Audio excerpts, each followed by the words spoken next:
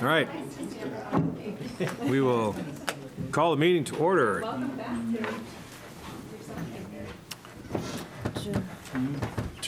we not ready to go?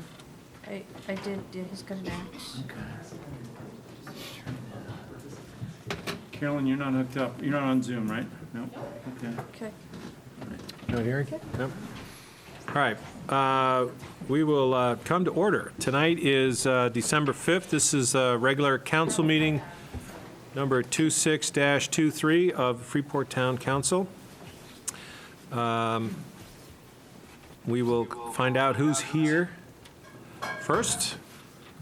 Councilor Pillsbury. Present. Councilor Fournier. Here. Councilor Lawrence. Here. Councilor Benoit. Here. Councilor Smith. Councilor Pilch. Here. And the chair, John Egan, is here. Welcome, our first regular meeting with Sophie Wilson, our brand-new town manager. And I'm not going to say brand new anymore, because you can only say that once. After today's meeting, you're not brand new anymore. So, I don't know what's going on with my computer. Yeah, we're getting feedback. All right, well, we'll work on that, or Tom will work on that while we go ahead with our Pledge of Allegiance. Please join me in standing for the pledge. I pledge allegiance to the flag of the United States of America and to the republic for which it stands, one nation, under God, indivisible, with liberty and justice for all.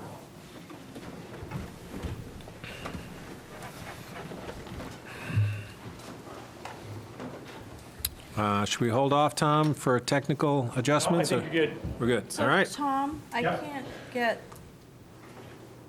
there's something. Oh, You guys can go ahead. I'll work on it. Okay. yeah, it's just, Our next order of business, boy, it really feels weird to be saying this, is to waive the reading of the minutes of meeting number 23-23 held on October 17th and meeting number 24-23 held on October 24th and meeting number 25-23 held on November 14th, all of this year, and to accept the minutes as printed. Do we have a motion for that? So moved. Second. Been moved and seconded. All those in favor of adopting the minutes? Aye. Aye. That's a 7-0 vote. Thank you very much for those minutes, Chris. Our third order of business is announcements, and I have a couple to start, and then we'll go down the row. 2024 dog licenses are due December 31st, which is now later this month. I can finally say that. Register online at maine.gov or at the clerk's office to get Fido registered for 2024. Annual winter parking ban. Parking is prohibited on all town streets from 11 p.m. until 7 a.m. from November 1st to April 15th. This provision shall be in effect all year on both sides of the Harrisseekit Road between Main Street and Dixon Road, and on both sides of South Freeport Road between Main Street and Park Street. Please note, Public Works Department may impose additional parking bans during the winter season to allow the crew to clear roadsides of snow and ice buildup during heavy snowfall events. Thank you in advance for your cooperation and understanding during these times. Freeport Public Works operates along the roadway as well as the right-of-way, so you may see, activity of the machines just off the pavement, and that's because that's part of the public right-of-way to make room for the next snowfall's plow. The comprehensive plan, Town of Freeport will soon begin the process of updating our town's comprehensive plan. This important plan will give our community a chance to develop a town-wide vision for the next decade, and we will use this document as a guide to make land use and policy decisions in the years to come.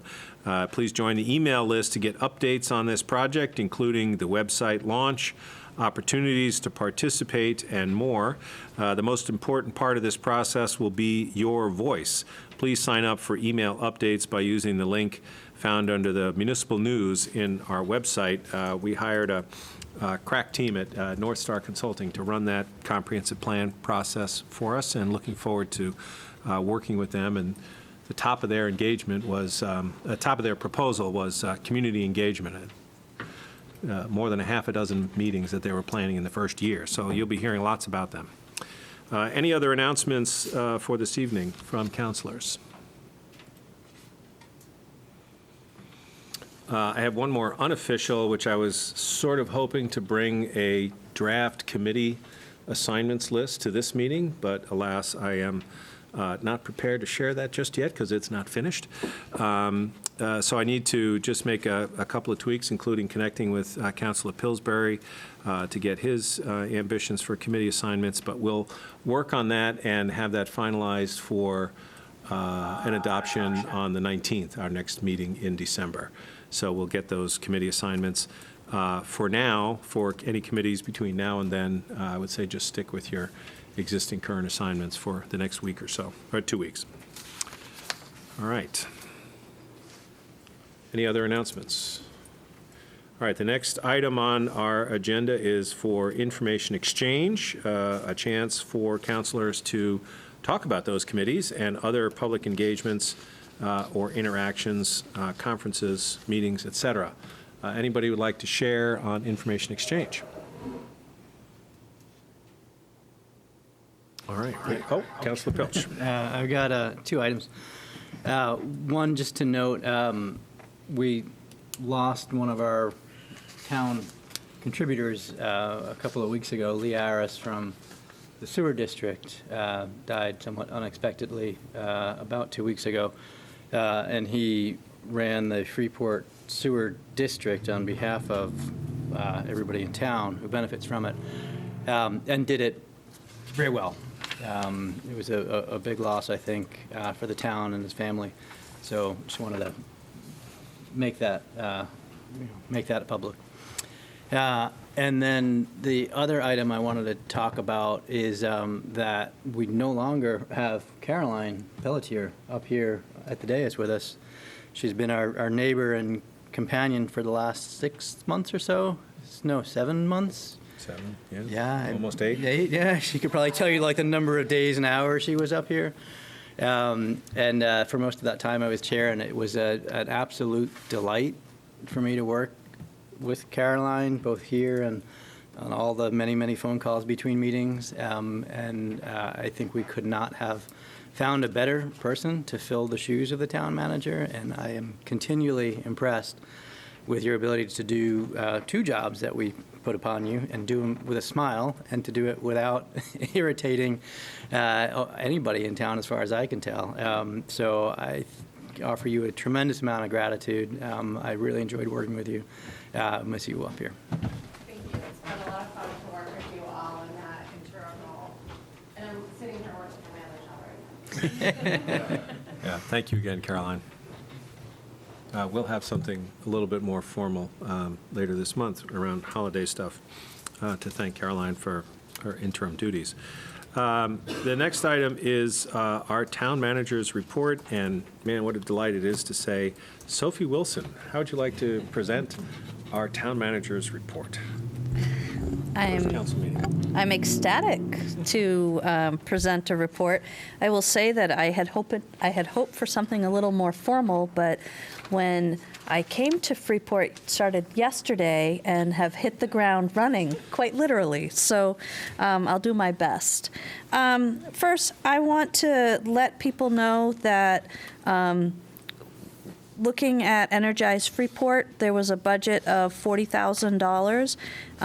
You've rebated a little over $25,000, leaving $14,600 in that program. So that's for rebating for heat pumps. That Christine Wolf is working really hard on a townwide mailer that will go out in the near future. That is going to ask for donations for the library and fire department, give an update on climate action planning, talk about the Energize Freeport program, and also encourage people to sign up for the comp plan. Yeah, So that's great. please be aware of that. She's put a lot of work into it, and it's impressive. We have some vacancies on town staff, and I just want to let you know kind of where we are with that. We are looking for an individual for building and grounds. Public Works still has 3 vacancies, and I will tell you they did a really nice job for Monday's storm, especially given that they were 3 down. Our mechanics were in plow trucks, which is always appreciated.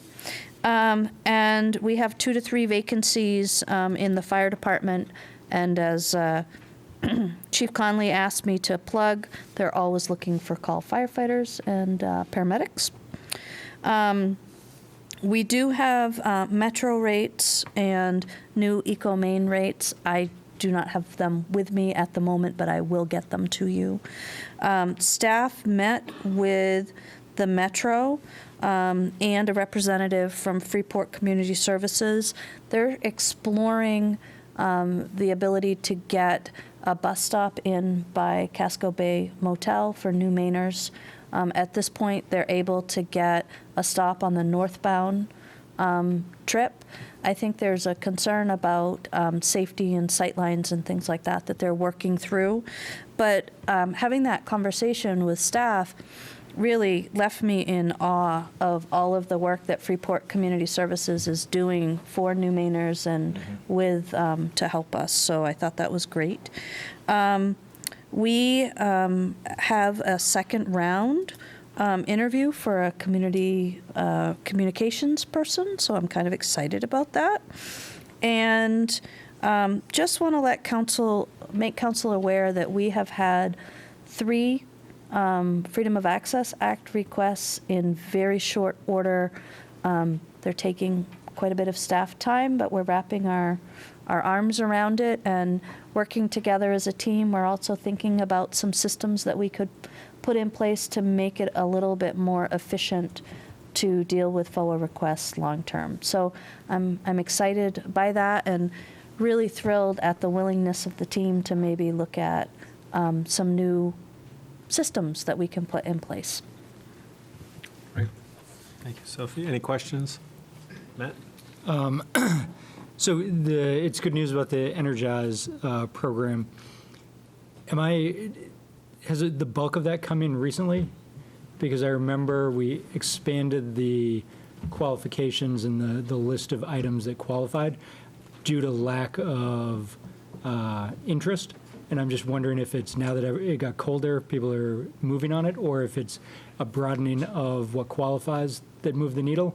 So that is an excellent question that I don't have an answer for, but I can get you one. And in my next report, since it's a mere 2 weeks away, I will make sure that I talk about that. Darryl? The other question I had on the mailer that was going out, we had talked about the Climate Action Committee doing a survey of our citizens because a lot of the citizens don't know what's going on. Is that, and I thought we had talked that possibly have it ready for this mailing. I'm not sure if they've put that together or not. Could you go to the microphone, Chris? Sorry. Use this one right there. So the mailer has on it a link for the survey for climate action, and then it has the comp plan email sign up, and then just a little blurb about Electrify rebates. So I can send you a draft of what it's going to look like, but it does have, there she goes. And this isn't to staff, this is to the Committee of Climate Action. A lot of people aren't going to go online, and we're not going to hear from them. So I'm a little disappointed they didn't follow through on what they said they would do, which was going to be a townwide mailer that was going to be to each taxpayer and a questionnaire. So that's, again, not staff's problem. So I hope I'll have an opportunity to talk to them and see if they will follow up on that, so we can see that our citizenship is actually, that are non-computer literate on board with what's happening and can see what's happening. I don't know, because I haven't talked to them, but, I mean, that's a significant expense to do that, so we might hear back from them about helping with that. But I totally agree with you, Darryl. Can I speak to that? Hang on just a second, Josh. Matt? I was just going to say, I don't want to put a wrench in it, but could we just put a notice that we'll have printed forms available at the town hall if people want to come in and fill it out? I don't know what the survey looks like, the body of it, but I mean, that's another option rather than go to the expense of doing a second mailing. What? I don't need to take more time with a long meeting time, but I just would hope that, that was kind of the discussion we had, and we could look at maybe the next meeting and the meeting after to engage the public. Thank you. Yeah. We have public comment coming up in 1 minute or less, and so maybe we can hear from somebody from FSAB. Other questions or feedback for Sophie? All right. And I forgot, I just want to mention that tomorrow, the council chair and vice chair got invited to an early initial discussion with the RSU leadership, along with the other 2 towns that are in our RSU, to have a first headline review of what their 24-25 budget is going to look like. So we're going to have that meeting tomorrow at FCS. I believe it's at 6 o'clock. So there'll be some information flowing from the school district about what their next budget looks like. Okay, so the next item on our agenda is public comment. This is a chance for the general public, both in person and on Zoom, to address the council. Keeping in mind our agenda and others' time, we ask you to limit your comments to 3 minutes. And if there is an item that you'd like to speak about that's coming up later on the agenda, please have patience and we'll get your comments then. This segment is for items that are not on our agenda, a particular item that may be of concern of yours or an issue that has been bugging you for a while and you want to address us. And we just had a conversation about an item about the Climate Action Plan mailing. So Josh, I'm hoping you can clarify that for us. Please state. Yeah, sure. Actually, First I'll speak. Introduce yourself. Oh, I'm Josh Olens. Oh, microphone's fine. This is my last, so I'm actually speaking in favor of you allowing me to resign from FSAB this week. No, it's been 11, 12 years, so I'm happy to stand down and let some youth take over the wheel for a while. But just to answer your question, Councilor Fournier, FSAB has had a couple of tables around town at Bow Street Market, at the polls, and then a couple of public events to solicit direct feedback regarding the Climate Action Plan. And there will still be a couple others of those too. I can't speak directly to a mailer because I wasn't here for that promise, but there are a lot of in-person opportunities, and I'd certainly encourage anybody who isn't able to get online to reach out to any of you to reach one of us at FSAB. That'll work. Anyway, thanks. Also, it's been a ride. I really appreciate all the work that you guys are doing. Thank you, Josh. Thank you.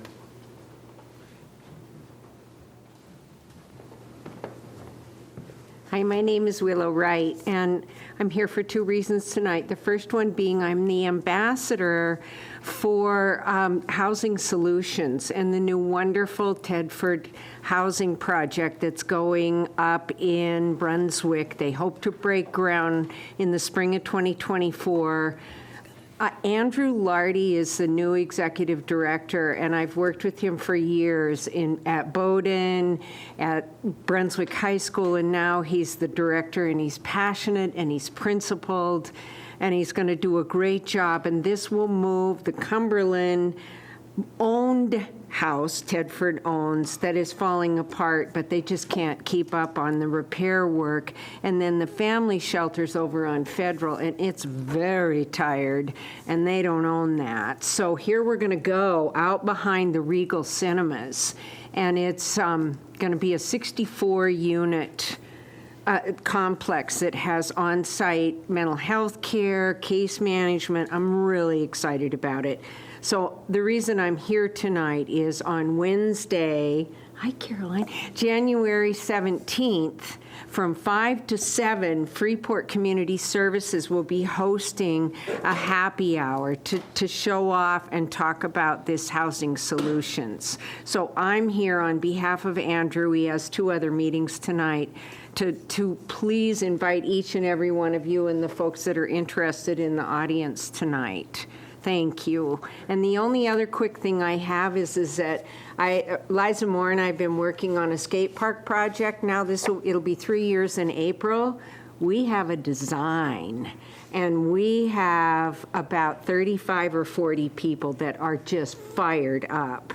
We work with Nor'easter Skate Parks, January 11th will be our last design team meeting. January 24th is our community meeting, and we are going to come very well prepared. We're going door to door with all the neighbors around our site, which is right near Bow Street, school, anyone, and we'll have a well-organized hour-long meeting, but they showed it to us last week up on the screen at Freeport Community Services. I about started crying. I mean, it's almost real. So anyway, that's January 24th. I could fill your dance card for January if you wanted, but I'll stop there. Thank you so much for your time. Thank you, Willow.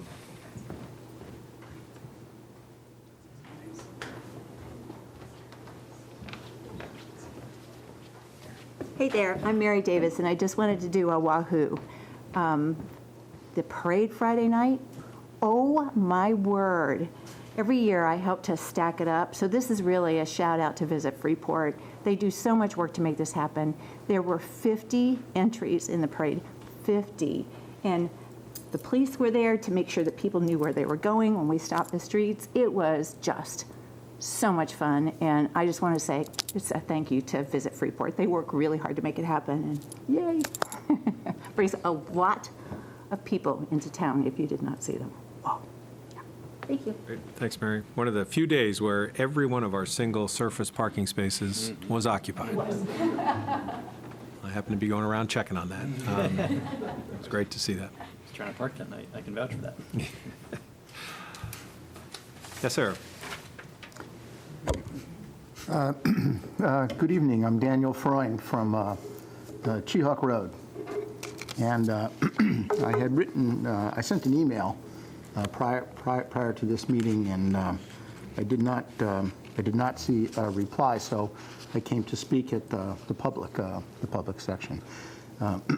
I've been in touch with the Maine Bureau of Insurance, which tells me that they have no particular interest in this. I contacted the Attorney General's office, as you see on the second page, and no one from the Attorney General's office responded to me.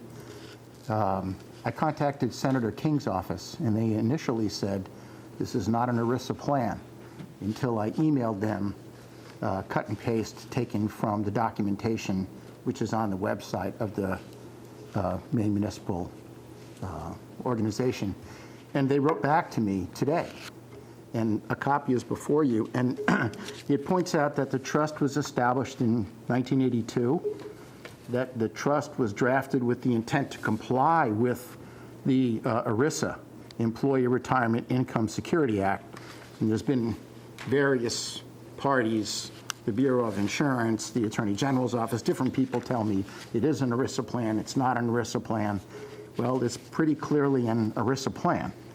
And the third paragraph there, it says, the trust entered into a consent decree agreement with the State of Maine Bureau of Insurance, agreeing to comply with applicable provisions of Maine law relating to a multiple employer welfare arrangement, a MIWA. I'm unfamiliar with this. I just learned about this consent decree. But it's clear that there's been review of procedures at the trust in the past, which necessitated a consent agreement. What they consented to and how well that's been maintained over the last 20 years, because it was done in January, I don't know. However, I've been pursuing this and also other similar organizations. The MEA was 69,000 people. The Maine Auto Dealers was 6,000 people. I think a lot of these problems are common. And so I worked a little bit with Councilor Bradley previously, and he spoke to some people. I did not participate in that phone call, but I know that he asked some questions and he told me what the answers were. And that leads me to the reason I'm here tonight, which is I'm asking that the council pick up this issue. It is not for one man to go and tackle this. particularly where the Maine Municipal Employers Health Trust has told me point blank, you have no standing with us. The fact that you are a taxpayer is irrelevant.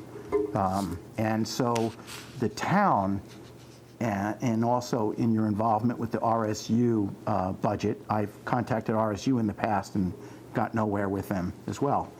So friends, neighbors, what I'm asking you to do is to contact the trust and ask the 5 questions that I have here. The first question is, can the trust... Sir, we're past 3 minutes. We have the questions. Thank you. Okay. Then thank you for your time. I hope the council will take up this issue. Thank you very much. The next item on our agenda is the 7th order of business, which is the action items for this evening, and the first one being the adoption of our consent agenda. There's kind of a healthy list of rather routine and ordinary things on our consent agenda. That's why they're on that. But some particular notations of some appointments to some boards and also some resignation. Again, thanks, Josh, for your over a decade term on helping us be more sustainable. Do we have any reason to take any items off of the consent agenda for regular action by the council? All right, seeing none, I'll entertain a motion to, I'll read the be it ordered that the December 5th, 2023 consent agenda be adopted. So moved. All right, it's been moved and seconded. Any further comments or questions? All those in favor? Aye. Aye. It's a 7-0 vote.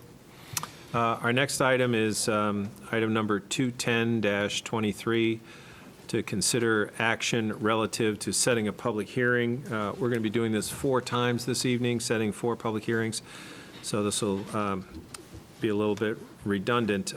This one, in particular, 210-23, is to set a public hearing to discuss amendments to Chapter 6, which is the Community Antenna Television Ordinance. Who knew we had such a thing? And this is the public hearing. I'm just reading the text. We are having the public hearing.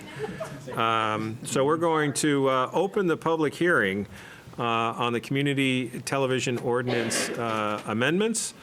If anyone wishes to address the council on the Community Antenna Television Ordinance, please step forward. Somebody that, I don't know that name. so what- I'm not having any more of that on here, so we're going to just end that. So what this agenda item is for is because in one area of our personnel code for the cable regulatory TV board, it calls for 5 members, but in the cable ordinance, the board calls for 7 members. So this action will make the board be a 5-member board, and it will make it consistent across, so we know that it is 5 members. Okay. A housekeeping amendment for sure. Any questions for Chris as we entertain this? Anyone else in the room here wish to speak on the Community Antenna Television Ordinance? Thank you, Chris. All right, we will close the public hearing. Councilor Pillsbury, could you read the be it ordained, please? Sure. Be it ordained that amendments to Chapter 6 Community Antenna Television Ordinance to change the committee membership requirement to 5 from 7 to be consistent with Chapter 2, Section 611 of the Administrative Code. Second. Okay, it's been moved and seconded. This is not earth-shattering here, but gets us straight and lined up. All those in favor? Aye. Any opposed? 7-0. All right. Our next item, number 211-23, is to consider setting a public hearing regarding proposed text amendments to Section 534, the solar energy generation systems of Chapter 21 of our zoning ordinance, regarding the maximum height standards for ground-mounted accessory solar energy generation system. So we're setting a public hearing. Tonight is not the discussion about the item, it's to set the public hearing. And Caroline, you're going to introduce this rather modest change for item number 211-23. Sure. So when we adopted the new standards for solar energy generation system, solar panels, we had some standards for ground-mounted accessory structures. A good example of one of those would be a brewery in town has some solar trackers. It's a pole with a panel that moves to follow the sun. This is an applicant-driven zoning ordinance amendment. We have an applicant that wants to put some solar trackers on their property, but they have a mobile home, so they can't comply with the height requirements of 25 feet or less than the height of the existing structure. So they are proposing to change the height allowance to go up to 35 feet. And Cecilia will be present at the next meeting to give you more detail. So it's a height change that would apply throughout Freeport. Great, thank you. Do you know if part of the materials that we can look at next time when we're taking action on this include a visual of what 25 feet versus 35 feet of a solar tracker or an array might look like, just so we have a sense of the scale? You have some information in your packet. I don't know if that was contained in there, but I know the applicant did have a lot of graphics that the planning board looked at the last meeting. The 35 feet would be when the solar tracker's more fully up, which it isn't all the time. You know, they fluctuate a lot of That's right. times. They're flat. Right, I'm just thinking for the general public, yeah. All right. Yes, Daryl? Caroline, just for my information, the panels that are down to main beer, I'd like to know how high those are. That would really help me on getting an idea of, if I don't need tonight, but I'm not sure. I looked it up a couple weeks ago. I think they are about 20 feet, so these would be Twice the size. quite a bit taller. Thank you, that's very helpful. Yeah. Okay, so I think we're ready to take action. Councilor Forney, could you please I read the can. be it ordered? Be it ordered that amendments to Chapter 6, Community Antenna Television Ordinance. No, next one down, Daryl. Oh, I'm 211. sorry. I'll get the next, yeah. All right, thank you. Be it ordered that a public hearing be set for December 19th, 2023 at the Town Council meeting starting at 6 p.m. in Freeport Council Chambers, 30 Main Street, regarding proposed text amendments to Section 534 Solar Energy Generation Systems of Chapter 21 Freeport zoning ordinances regarding the maximum height standards for ground-mounted accessory solar energy generation systems. Second. All right, been moved and seconded. Any further questions about setting this public hearing? Seeing none, all in favor? Aye. Any opposed? 7-0, Chris. We have a public hearing on the 19th. Our next item, number 212-23, to consider action relative to setting a public hearing regarding proposed special amusement permits. Councilor Lawrence, could you please read the beat order? Sure. You guys ready for a second? Because I'm reading. You're good. Play a game where nobody does it. Be it ordered that a public hearing be set for December 19th, 2023 at the Town Council meeting starting at 6 p.m. in Freeport Council Chambers, 30 Main Street, regarding special amusement permit renewals for the following. 1, Mass Landing Brewing at 200 Lower Main Street, and the Bake Shop at 123 Main Street. Second. It's been moved and seconded to set a public hearing for renewing those permits. Any other questions about setting the public hearing? We'll have conversation at our next meeting about the item. Seeing none, all those in favor? Aye. 7-0. All right, that's number 2. Our next item is number 213-23, to consider action relative to setting a public hearing regarding a consent agreement between the Town of Freeport and Cleveland Kapala Revocable Trust. Was this going to be, We're gonna, we're going to table this, Yep, right? yep. We're going to table this item? Okay. So the public hearing is not ready to be set on this item, but we will take an action to table it so that we can address it at a subsequent meeting. That's the format when something is on the agenda but not ready. Like to, need a motion, John? Table? Yep. Yeah, I'd go like to make ahead. a motion to table item 213-23 to a further date. Second. Took the words right out of my mouth, Darrell. Thank you. Thank you. All in favor? Aye. Okay. Great. So 213 is tabled. Our next item, 214, the fourth of our setting of public hearings, to consider setting a public hearing regarding consent agreement between the town of Freeport and Benjamin Willauer and Amanda Berry for property located at 90 Birch Point Road, is also needing a little bit more wrenching and discussion. So I think we'll take a similar action to table number 214 as well. So Lawrence? I'll motion to table item 214-23 to a later date. Second.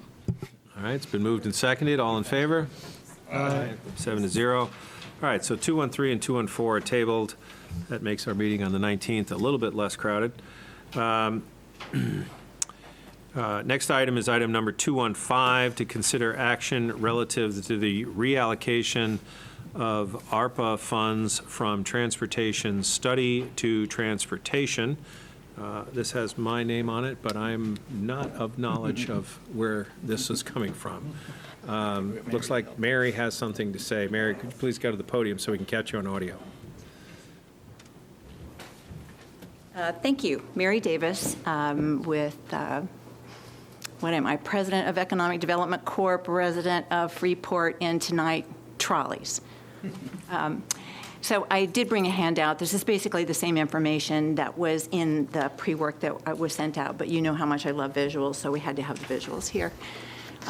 So we have new counselors, and hello, new town manager, very excited. I'm going to take you back a bit to the downtown vision. You know, when we started this, oh my gosh, years ago, it seems, we came out of this with Dan putting together a task force who talked about projects that we thought we could get done quickly. So go ahead and flip to the next page.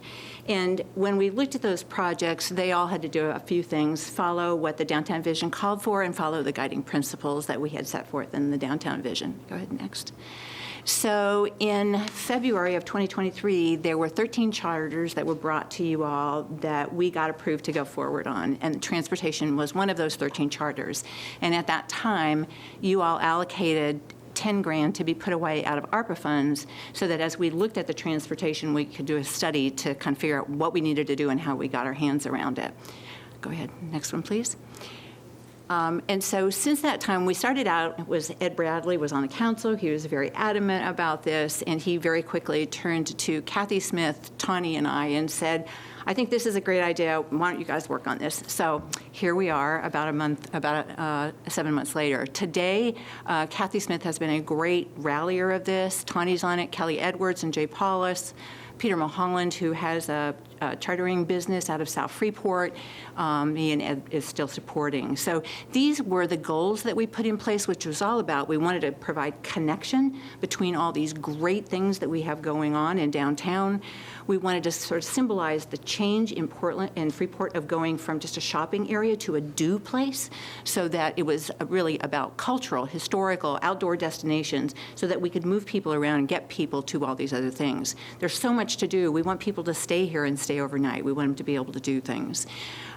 We want a connected, mobility-supported transportation system so that we can get people to where we want to go, and supporting the park once that we know the sustainability has been working on. We want to support both inside and outside Freeport and really just provide greater access overall. So a pretty lofty set of goals. Go ahead. So as we started working on this, and we started looking at all the great things that are going on in Freeport, and I'm just going to skip through these. You know, Visit Freeport does all these things. Lots of people come to town, and they all drive their cars here. Go next. Then we have all of the races and the things that the Chamber is doing, the Chocolate Festival, there's all these things.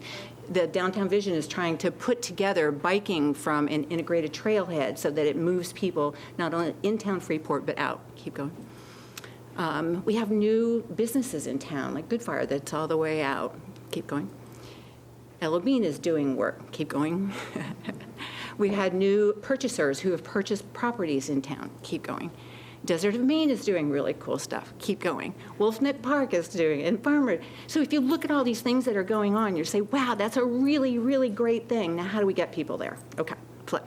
So in initial scoping, we knew that we didn't know enough about this, so we talked to a lot of different people. We talked to 3 towns that actually have trolleys in their town and said, how did you do it? Who pays for it? How does it happen? What occurs from that? We talked to the Downeaster and Patricia Quinn. We talked to the Maine Breeze, this guy named Mike Tremblay, who, wow, wants to do all sorts of really cool stuff. We talked to a lot of businesses and organizations and said, what do you want? Do you support this? Is it something that you'd like to see happening? Because we had heard there was a lot of, different discussions about it. And now we have other organizations, sustainability, FCAN, who are asking us about it, and vendors who are asking us about it. So what did we learn? The biggest things we learned is that both the businesses and the organizations are saying we have a need. We have a need to move people around in Freeport to get them where they need to be. But today, our lack of transportation service is really hindering this Freeport experience. We had a great story from the gentleman who manages Wolf Neck Park, who said visitors came down, they got a cab down. I don't know where they found a cab in Freeport, but they did. They found a cab, got there. There was no cell service, so they couldn't call a cab to get back, so the manager actually picked him up and brought him back into Freeport, which is super sweet of him and super cool of him. But, there's a lot of other instances of that. The folks that are from the marinas in South Freeport would love to be able to get their folks from the boats into town, but again, it's really impossible to move them around. And South Freeport doesn't want to be overrun with cars. We get that. So there's a lot of reasons why this current transportation isn't working as well as we want. Now, we need an infrastructure if we really want to park the car. And of course, FCAN and all are talking about park the car and be able to get where you need to get. Today, we can't do that. People have to pick back up their car and go. We also know there's going to be challenges. It needs to be accessible, which means different kinds of vehicles than not difficult to do, but just we need to make sure that it's accessible. It will take time to develop ridership. Both the Breeze and the Downeaster said it takes a couple of years if you really want a transit system to be in place. It takes time to get people to use it. And we know it's going to take money if you really want a system that big. So there are 2 different needs. That's the biggest learning that we have. Is one, there's sort of a shuttle that goes up and down Main Street that carries visitors and people from kind of hotels, from the Downeaster, the bus stops, up and down the shopping to the hotels. That's kind of one need. The other need is getting people from downtown Freeport out to all those other amenities that we talked about. They're 2 kind of different things. We think they need 2 different resolutions. And overall, we think, as a town, we've got to decide what we want. But today, go ahead, what we're doing is, by the way, this is from Patricia Quinn I'll let you guys read it later, but she really summed up the sort of challenge that we have and the opportunity that we have. We're lucky we have the Downeaster, we have the Metro here. So we just need to be able to move people farther. As she said, trains don't have feet, so they can drop people off, but they can't get them where they need to go. And there's a lot of stories about visitors coming to Freeport, getting off the train and saying, how do I get to my hotel? Yeah, how do I get? So what we decided to do, go forward, is to start with a trial. So we are doing a shuttle in December. It will be a free shuttle. It has 4 weekends in December. It's Saturday and Sunday for 4 weekends from 11 a.m. to 8 p.m. It's free for all riders. It's an accessible van that was rented by Visit Freeport, leased the van, so that it's perfectly insured and licensed and drivers and all that sort of thing. It was funded 100% by the Freeport businesses that you see down here and some private donors. It's marketed online. There'll be flyers in all the shops. And it's a pilot. We know that some bumps might happen in this, but we had enough people who said, we really would like to try this and see that it worked, and enough private donors. So we went forward. Go ahead. Oops. So you'll see it's an accessible van. It'll have signage on the side of it. We're going to decorate the inside of it. It has a wheelchair lift on the back end of it. There will be 2, 4, 6, 8 stops along the way that go all the way from Main Street all the way down to Goodfire and back again. It's about an hour loop. As Dan said, why is it so long? We don't know what the traffic is going to be like. And in fact, if we really are loading and unloading wheelchairs, we need to make sure that we have enough time to do that. So it will be an hour in total loop, although it'll be a down and a back, and people who are coming back can ask to stop at the stops coming back. So we have a bunch of us who are going to ride it. We'd love to have you ride it if you'd like to. We'll be clicking how many people come onto it and come off of it. We'll be talking to them. So we're just going to learn. So go next. So why am I here? because the $10,000 that we asked you to put in place in the ARPA funds, I begged. Did I beg? I begged. I begged to get some of it to put in this, because you know what? I would have loved to have seen the Freeport logo on the side of that bus with a donation. But we couldn't do it because of the way that we put the monies into ARPA funds. So what I'm asking to do is to take what the funds were allocated as only as a consultant, and I'd like to put it into its used generally through the transportation. We'd still be asking you for permission to do it, but what we've been told by almost everyone is there are trials that you can do that test whether these things work, and that is advantageous to do. So that's what I'm here tonight asking for. It's economic development in action. All right. It so, is a great economic development engine. You know, if you talk to Patricia Quinn from the Downeaster, what she says is every town who's embraced this whole idea of transportation sees the positive economic impact for it. I have a gentleman who has a van that's parked at the Harrissegan Inn right now, and he arranges Downeaster trips. And what he says over and over again is, I have to keep my van at the Harrissegan because there's no way to get people from the train station to the Harrissegan Inn. So I think, you know, it's one of those things. We have a great opportunity. So I'll stop. Questions for Mary about the request to transfer the allocation of our already committed funds?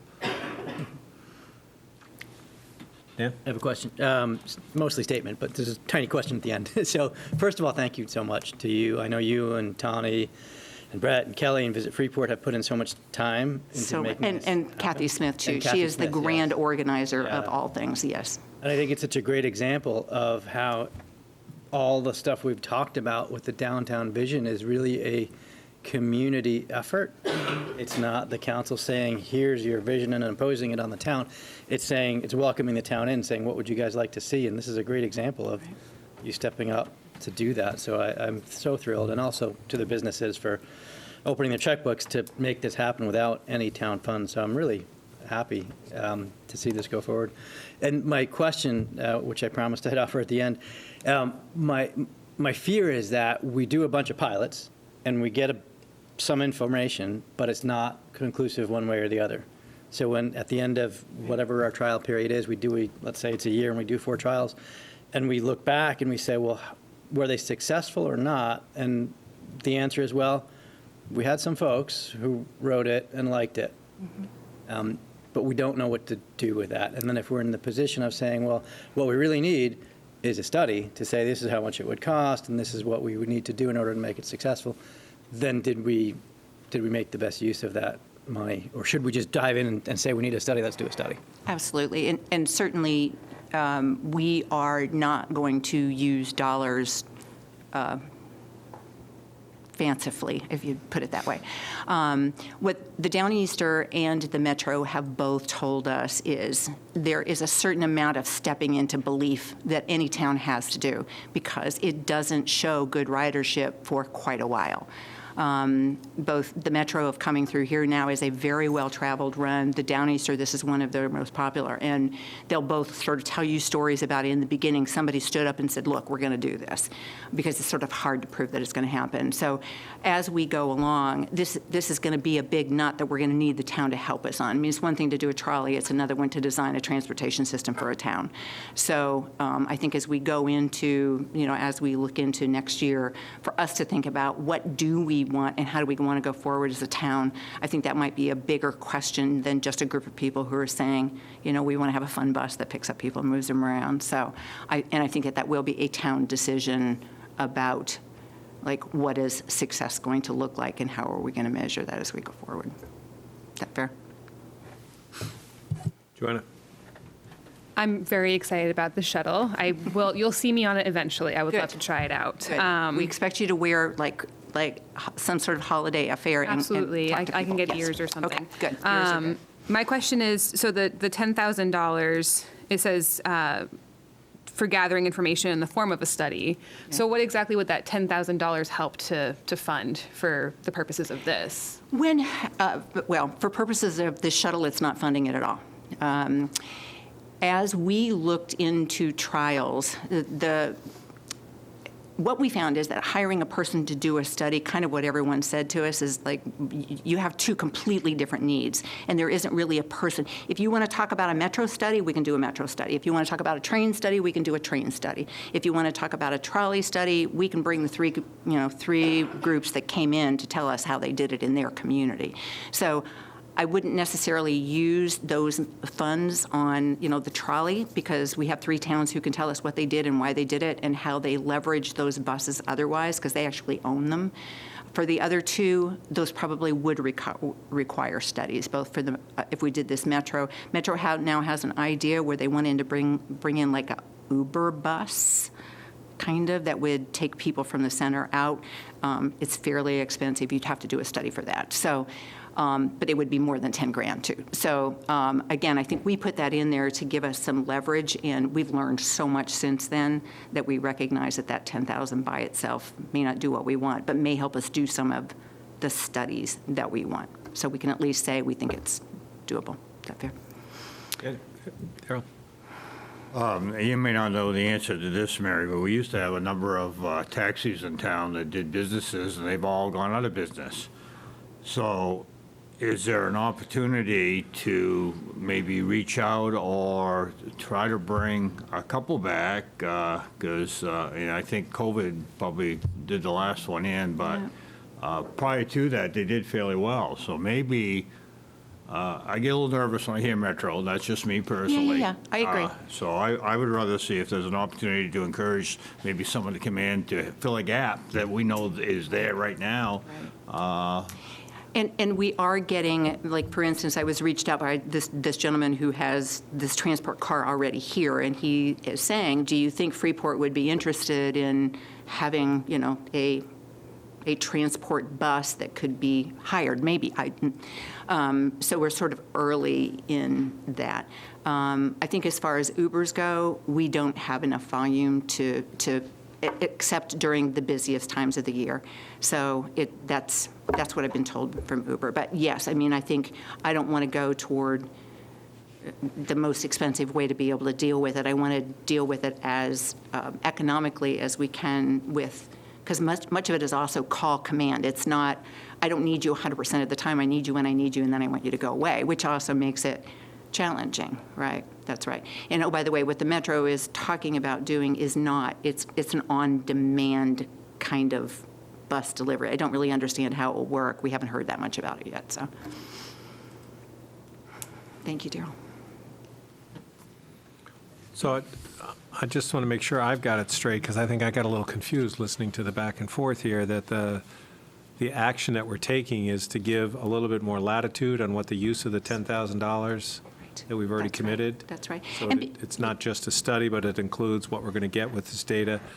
And more importantly, to be clear, the $10,000 is not going to pay for this shuttle that you just showed us. No, right? because it's already paid for. The businesses. Great. Those businesses and a couple of individual citizens put their money into it, and so that's what it's getting for you. And of course, in approval of any funds that we would want, I would be coming to Sophie for approval anyway, because they're town dollars. But again, we just want more latitude to be able to use it in a way that makes sense. Okay. And we want to be prepared to, if we need more true budgeting, we want to be prepared to be able to talk about that before you go into budgeting next year. We may not be able to afford it, we may, but we want to have enough information that at least we're kicking that forward. Matt? Do we have to worry about appropriate use since they are ARPA funds? And I think, didn't we accept the entire tranche on the fact that it would sort of offset government spending? And does this qualify as something that would typically fall under what we do? Because we don't have transportation at the moment, right? So if you accepted the entire tranche under the $10 million revenue loss allowance, you can use this for anything that local government would do. Transportation, public transit, studying transit, that would all qualify as an allowed use. Can we just make sure we check with Jessica? I don't recall exactly how we accepted it, but I just wouldn't want us to run afoul. I can check with Jessica. I would be shocked if you accepted it in any other capacity, because the other ones required copious amounts of reporting, and she is a really good finance director, but I'll double check. Thanks. But I think we're already paying for transportation. We're paying for Downeaster, we're paying for the Metro, so this would fall under that, because it's transportation.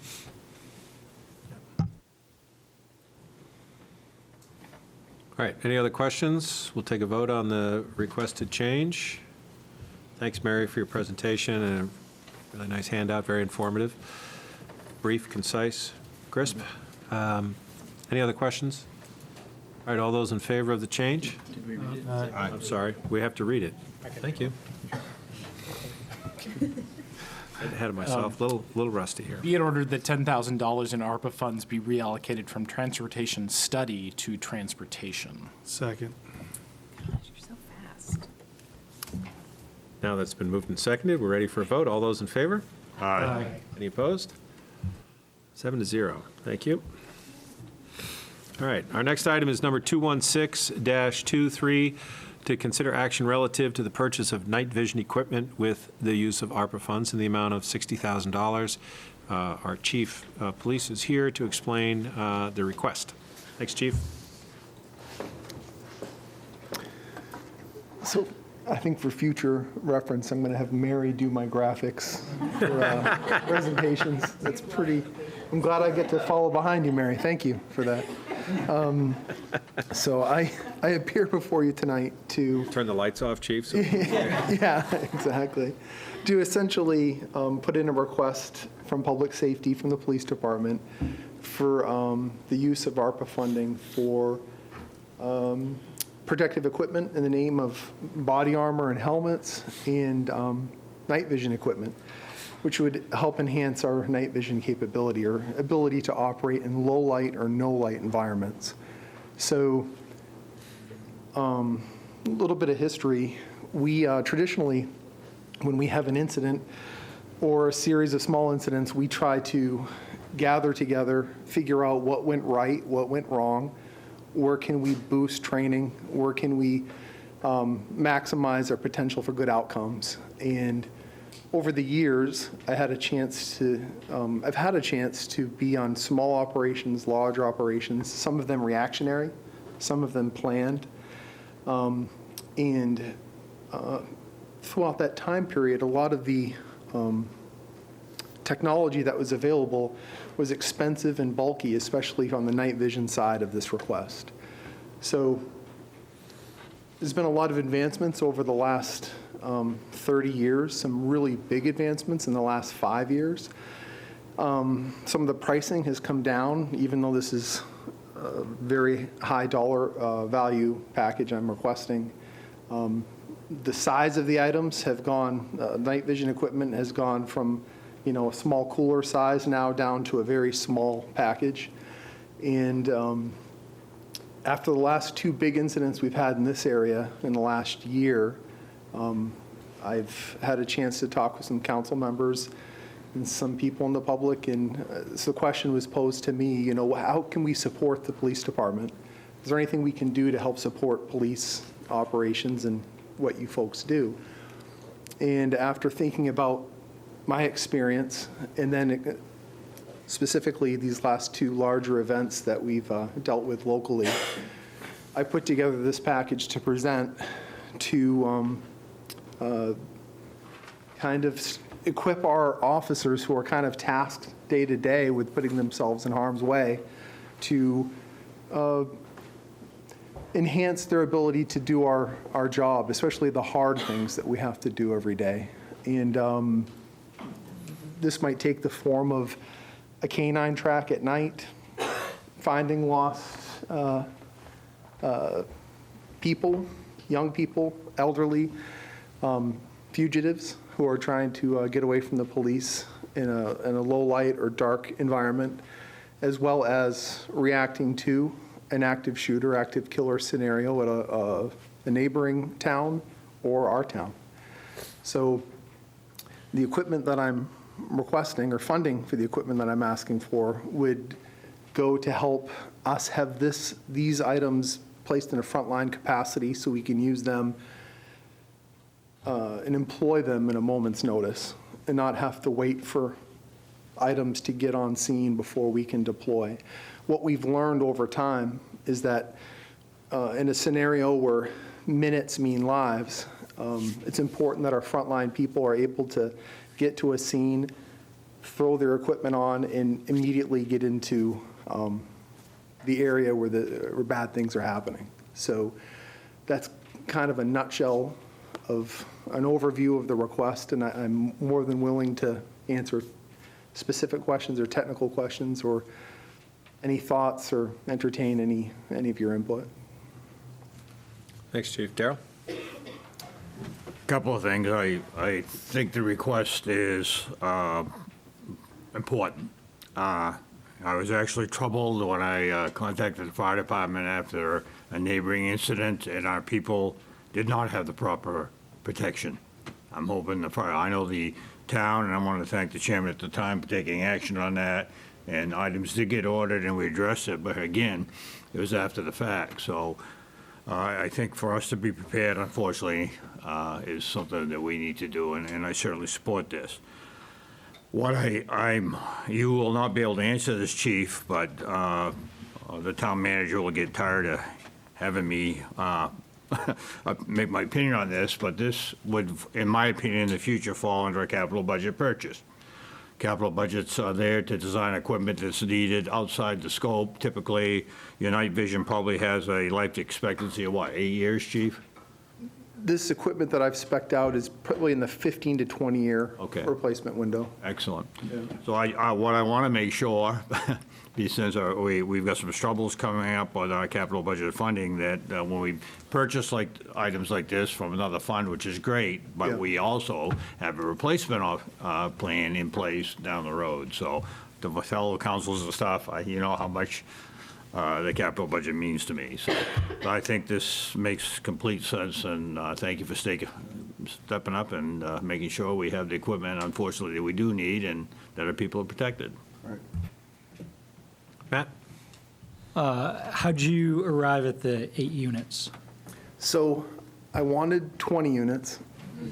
And then I looked at and the reason I would think 20 initially is what I found over my career is that when you can issue an item of property to an individual, it's very well taken care of because there's no pointing the finger at someone else on a different shift for why an item is broken or not in service. So historically, we used to pool a lot of our equipment, and we constantly had issues with maintenance and repair. As soon as we started issuing radios and equipment individually, the issues went almost to zero with items that were broken or out of service, or no one knew where the attachments were to different pieces of equipment. So when I looked at the numbers to issue a piece of equipment to every single person, the numbers are astronomical. I mean, this is a lot of money, and I fully appreciate that. In a best-case scenario, I would get every officer would be issued it, and it would be just part of their equipment. The same, with everything else that they're issued, and we keep an inventory of everything. So that's kind of the, in a perfect world, I would be asking you for, 2.5 times that amount. So in the 2 incidents that you're speaking about in the last couple of years, how many active officers would use the equipment at one time? So one was a protracted 24 hour search, but it was protracted to the 16 to 18 hour days. And then that was a 5-day incident. And the other one, which is what the mass killer incident that happened in Lewiston a few weeks ago, that was actually much shorter duration, a day or two of active searching. But I can tell you from being there at night, when you're in these scenarios, they rapidly unfold, and then you have the staff that is working at the time of the call, and then you have a second wave of staff that's going to come in and kind of backfill whatever's going on behind the first responders. So I'll give you a scenario of if something were to happen in a school in town, one of our 8 schools. If it's during school hours, you're going to have, the chief, the lieutenant, the SRO, the 2 officers who are working, the detective, and then we have 2 Marine officers who work on the water. They'd be coming in a second wave, but you'd have 5 to 7 people who are going to be working in the moment. And then several more that are going to be coming within a few minutes. So the goal would be to have the people who are working now, to have the equipment now. And then, that equipment can be split up amongst someone on the opposite side of that shift spectrum. I don't know if that answered your question. No, it does. One last question. So let's say this was used over a multi-day event. Are you able to use it continuously, or are there batteries that have to be recharged? Are you going to be able to use it the way you've spec'd it out without interruption? Yeah, the sets that we've spec'd out are all use regular.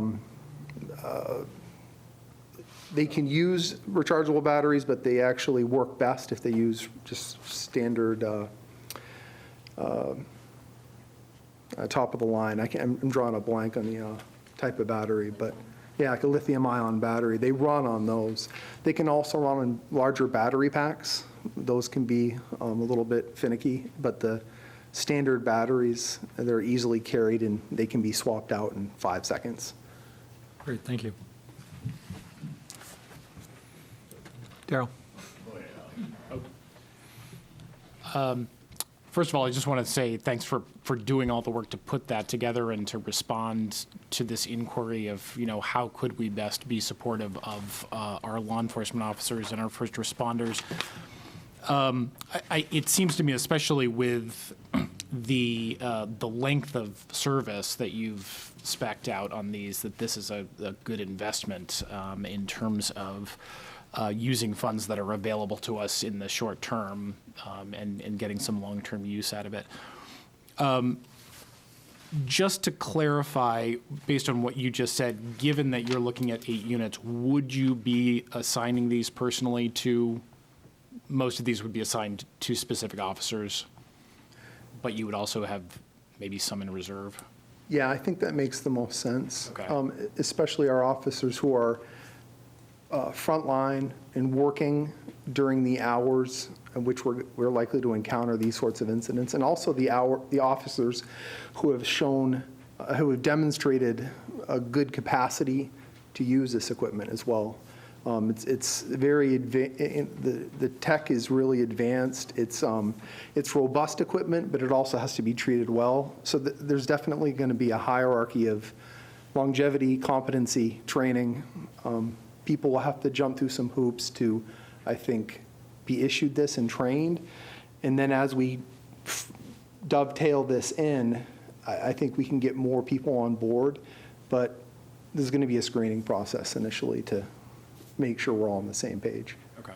That goes right into my other question, which does sort of involve training, but also whether there will be sort of standard operating procedures in terms of how and when that equipment gets used.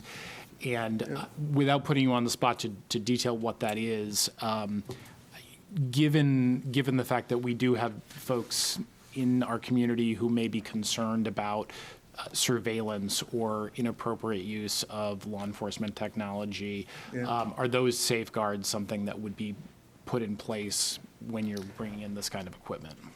Yeah, I think it's a good conversation and something you definitely have to consider. Of all of my concerns over the implementation and use, storage, deployment of the equipment, truthfully, that's probably on the lower end of the hierarchy of issues that I foresee. To me, we spend a lot of time hiring good people. in doing a lot of checks and polygraphs and making sure we have good people in these positions of trust. So I look at that as the standard. So a deviation from the standard to me is very easy to deal with. And this would be like any other piece of equipment. If somebody is taken a fire truck and driven it to Boston for some reason, that's going to be dealt with, just like a misuse of any piece of equipment. So no, I appreciate that question, and that's something that this will generate an SOP that will will go in the binder with all the other SOPs for sure. Thanks. Chip? Yeah, I would also recommend that you want 8. It's a good number to start with, but over the next couple of years, maybe put into the capital budget 2 more, 2 more, 2 more, and then at the end of 20, you replace 2 and you keep going. That's a very good point. No, it's something that I put a lot of time and thought into, because it's we don't want to overwhelm with a huge expenditure right off the bat and have people saying, whoa, we can't afford this. But we want to have enough so we can equip the minimum equip level. And then for sure, it's something I think that we can ask for. I think that's a very good point. Dan? I'm sorry.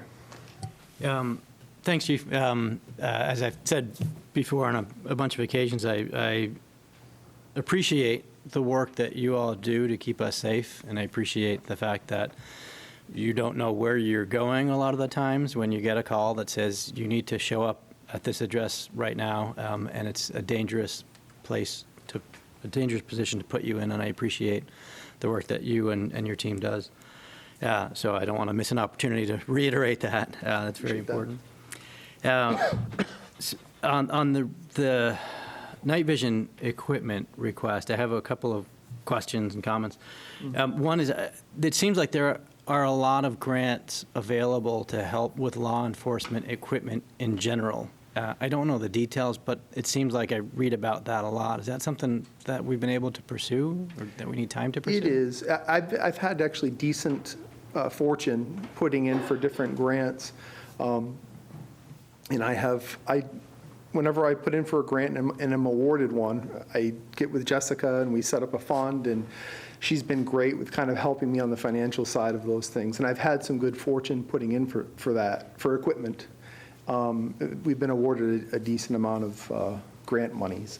And we have an officer who we just hired who has a tremendous amount of experience on that side of kind of the police world. And we've already tasked him with reaching out into different channels to pull in some of these fund opportunities. Some of these particular items, for whatever reason, are oftentimes excluded from some of the grant funding, and I'm not 100% sure why.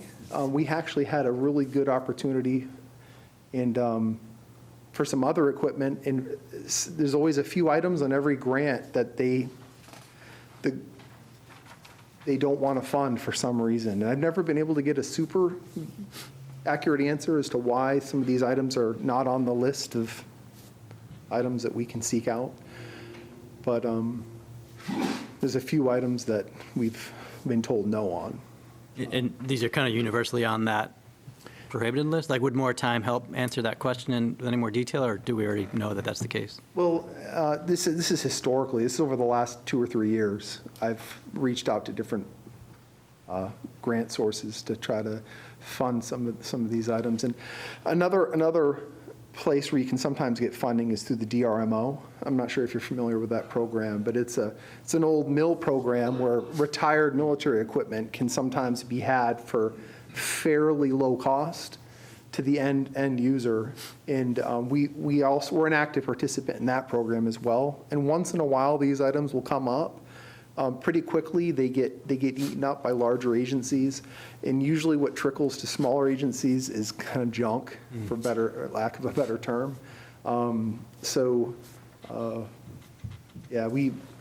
It's something that we look at early and often whenever we have a chance. Good, thanks for doing that. So the two sort of big issues that we've had to deal with, the big searches that we've had that have gone on for multiple days, one here in town and one in Lewiston. My impression is that it was a regional response, or a lot of state assets came into play as well. And they have equipment that we don't have, drones, heat-seeking equipment, things like that. Yeah. So this is maybe a step in that direction, but it's not that complete coverage. So if we have a nighttime search going on, I assume we still need to call in for extra help. Yeah. So Yeah. if that's available, is this something that we need to do, or are we going to rely on that anyway? Like, this isn't going to solve the problem. It's going to help a little bit, but if we're not No. solving the problem, is it worth doing? The best application for these items is to assist first-line officers in initial response for probably 70 to 80% of all the uses that we would see over a particular, if you took a year, and once a month we're using this equipment. For us to get a drone on scene is going to take an hour to 2 hours, depending on where the drone's coming from or where the team's coming from. For us to get a SWAT team on scene is, in a perfect scenario, is probably an hour. More realistically, probably 2 hours. So this stuff would help. And then in bad weather, a helicopter can't fly, fixed wing has a difficult time. If you have really, we had gale force winds on one of these incidents with 40, 50 mile an hour gusts, and some of the pilots weren't comfortable with some of these conditions. And you can at least do the ground search and kind of search in foul weather and in low light until the weather clears and you can get air assets up. For sure, we would defer to someone with bigger and better equipment, SWAT teams. This is all stuff that I would never ask for, but the items on this list are stuff that's kind of a stopgap. It would allow us to deal with a situation until we can get more partners in to help us work through these situations. It's for that, like, first hour of response yeah. Yeah, and it would also allow us to help our partners as well in our surrounding kind of, one thing that really struck home with me as we were dealing with this Lewiston crisis a few weeks ago was that we're not that far away from Lewiston. It's a very, if you pull it up on a map, it's a very close stone's throw away. And the same can be said for Portland and Brunswick and this area. It's easy to traverse this area, and someone who's doing bad things can move from one area to another very quickly. A quick for instance, just last night, Brunswick had a chase with a felon they were trying to arrest, and they ended up all over the place, Topsom, Bath, Lisbon, into Freeport, back out of Freeport, and it was about this time of the evening, and I thought, well, if this person ends up in the woods, it's a scary situation for officers to be chasing people around in the woods at night when you can't see real well. And the tough thing about white light is when you're shining white light at something, you're creating a line back to yourself. So it's dangerous for officers to operate in those conditions. One last question. Would it be appropriate to do a smaller pilot, to say, let's buy 3, I don't know what the right number is, but however many officers we might have on duty at one time, and try that for a year? And if we buy 3 and Brunswick buys a few and Yarmouth buys a few, and we have closer in support, and we see, is this the right kind of equipment? Do we need more goggles and fewer of the single eye pieces, or vice versa? And learn from that. Yeah. Is that feasible? So right now, this is definitely, for a lot of places, I think in this area, this is fairly new ground. Brunswick has, they have 15 or 18 sets of this equipment already. They also have an active SWAT team as well that is doing warrants and things like that. So there are those assets around us, just not readily available to us. So yeah, there's an unlimited possibility of answers to that question. Would 1 set is better than 0? 3 is way better than 1. 8 is better than 3. 20 is awesome.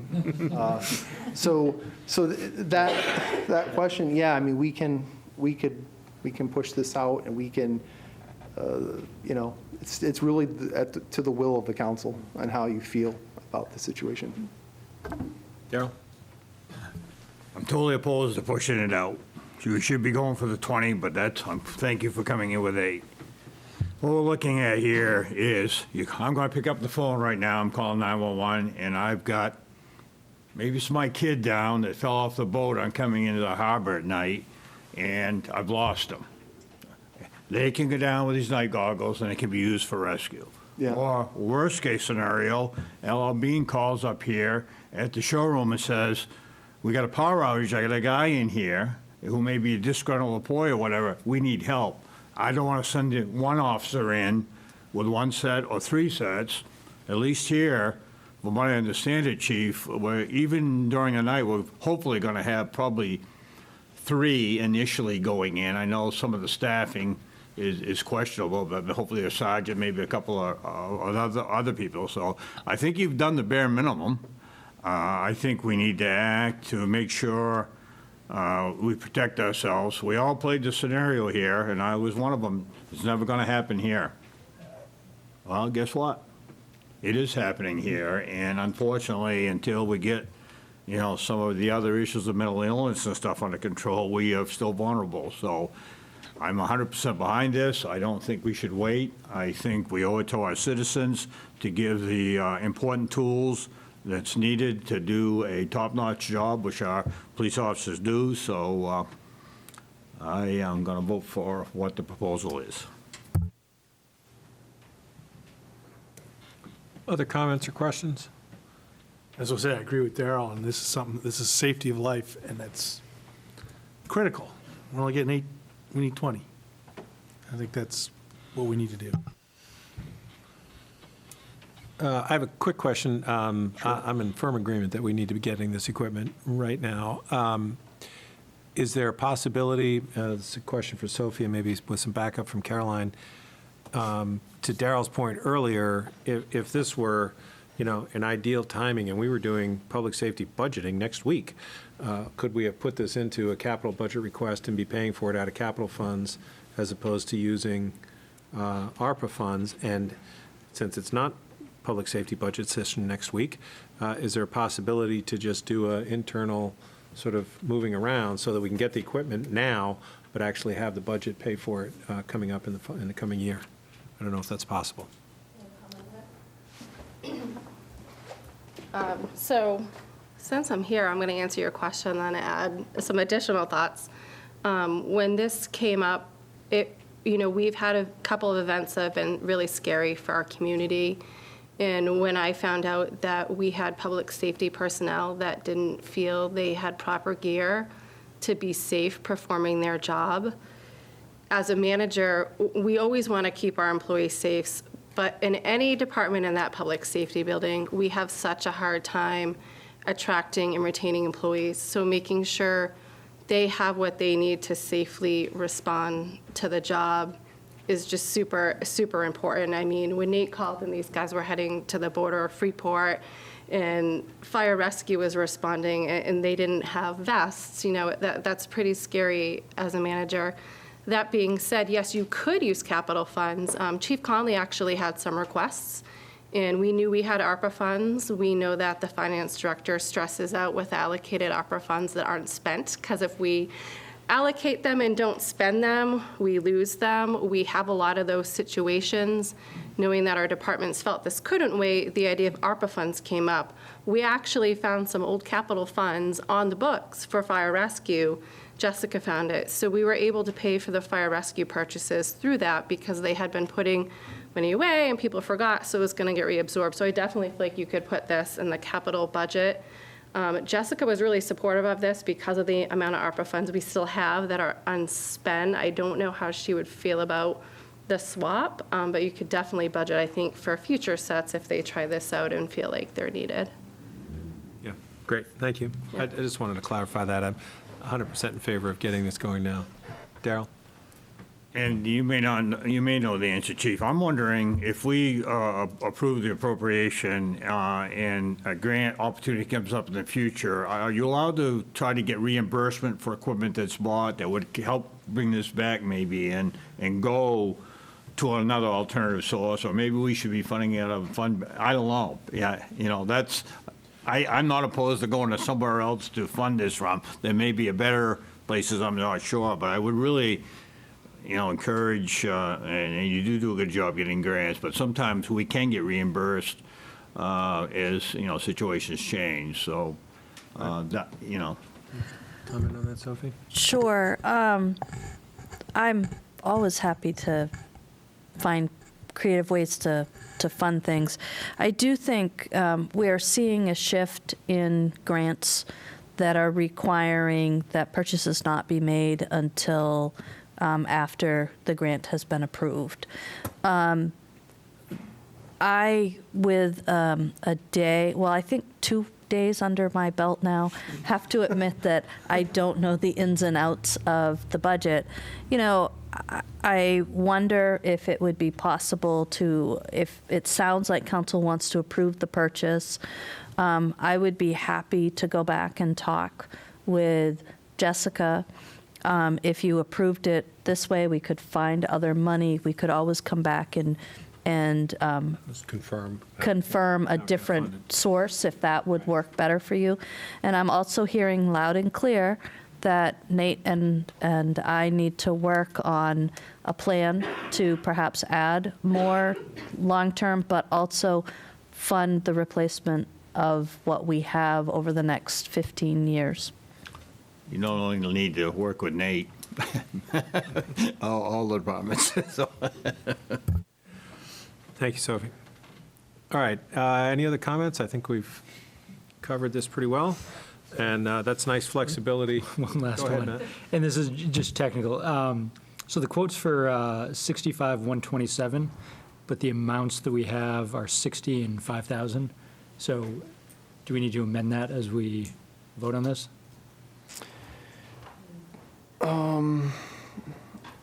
Seems like we're off by I think $127. the item we spent most of this time talking about the night vision expenditure.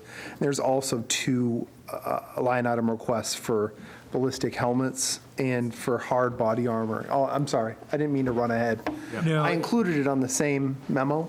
Yeah, so the memo totals 65,127, and then the next two agenda items add up to 65,000. So it's a $127 difference, but I just. Oh, so Jessica might not be happy with my addition. Yeah, I may have made a mistake So there. maybe we can make the amendment. That's what I'm saying. On the Just- fly here when we pass the motion, whether it's in this one or the next one, to add the $127.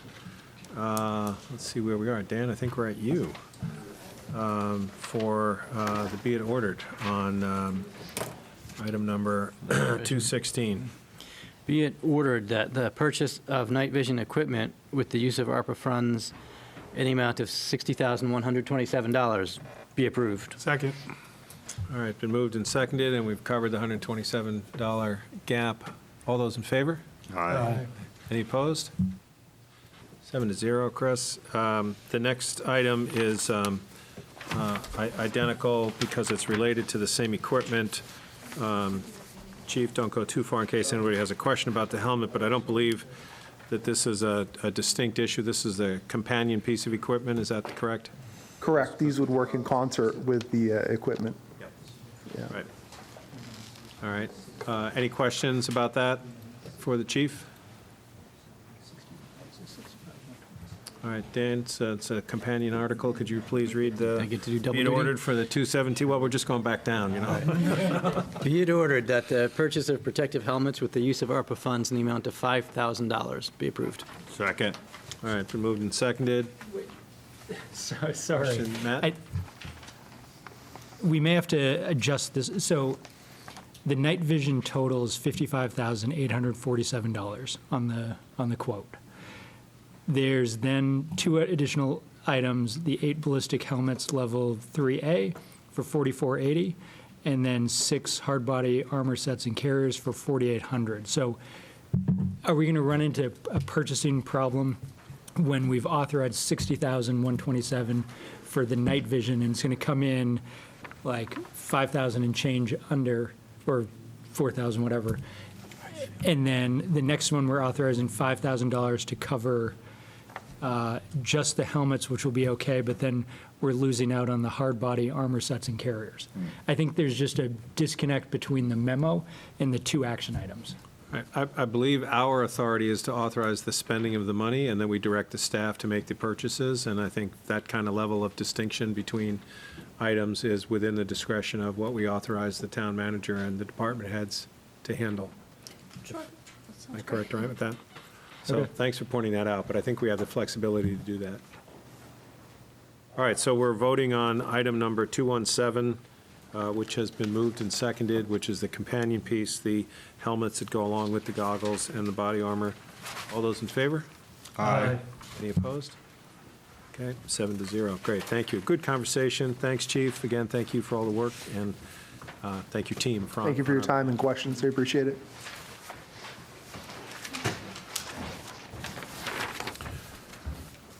All right, our next item on the last page of our agenda, item number 218-23. This is the result of a workshop that happened on November 21st, is to consider action relative to creating a committee to lead a public process to discuss possible acquisition of property at 22 Main Street in downtown.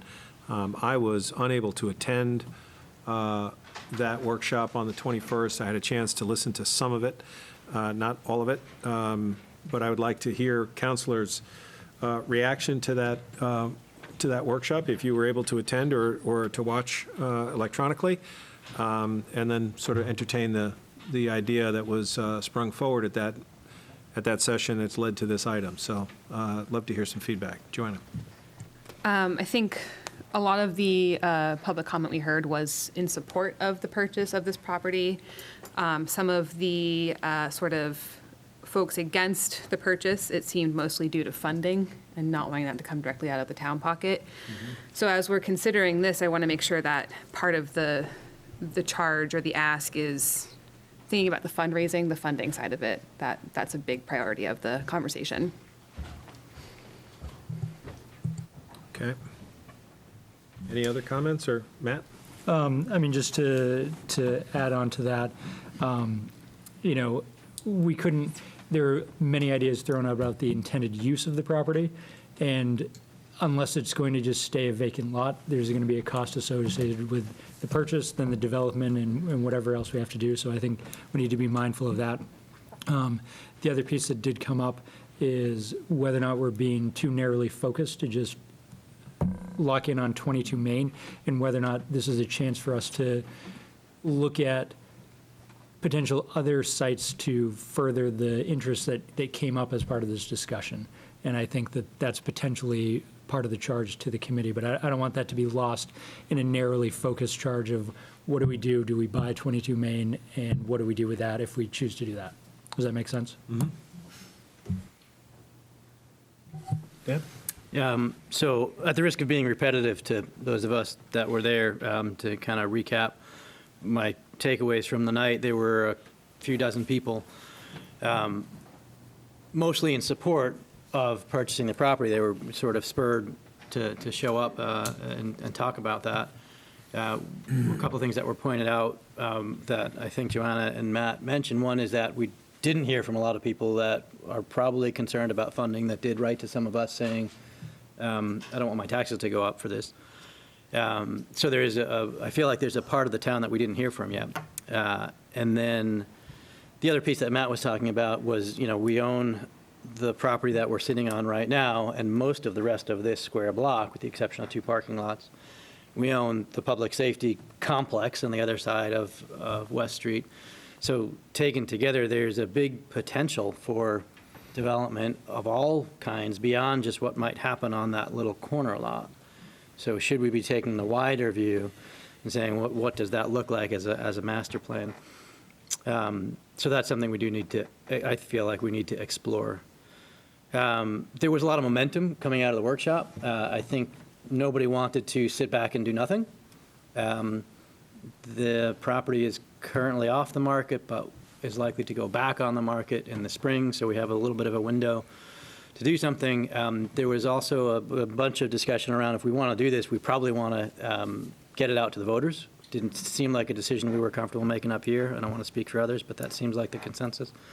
If that's the case, we have a primary election in March and a school budget election in June, so those would be convenient times if we did want to do a wider referendum. If we did that, we would probably want to put something out a month or two before saying this is what we're asking people to vote on. Personally, I don't want to put an item on the ballot saying should the town buy 22 Main Street. I'd like to back that up and say should the town buy 22 Main Street so that we can do A, B, or C with it. And therein lies the challenge because there are 50 ideas on what to do with it, and having too many ideas is almost worse than not having enough. So it's a challenge for sure.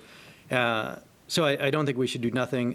Having said that, I didn't feel comfortable coming to the meeting tonight saying, here's how we should move forward, and these are the people who I think we should be involved, because I don't think that's a decision that I should make or that we should ask John to make.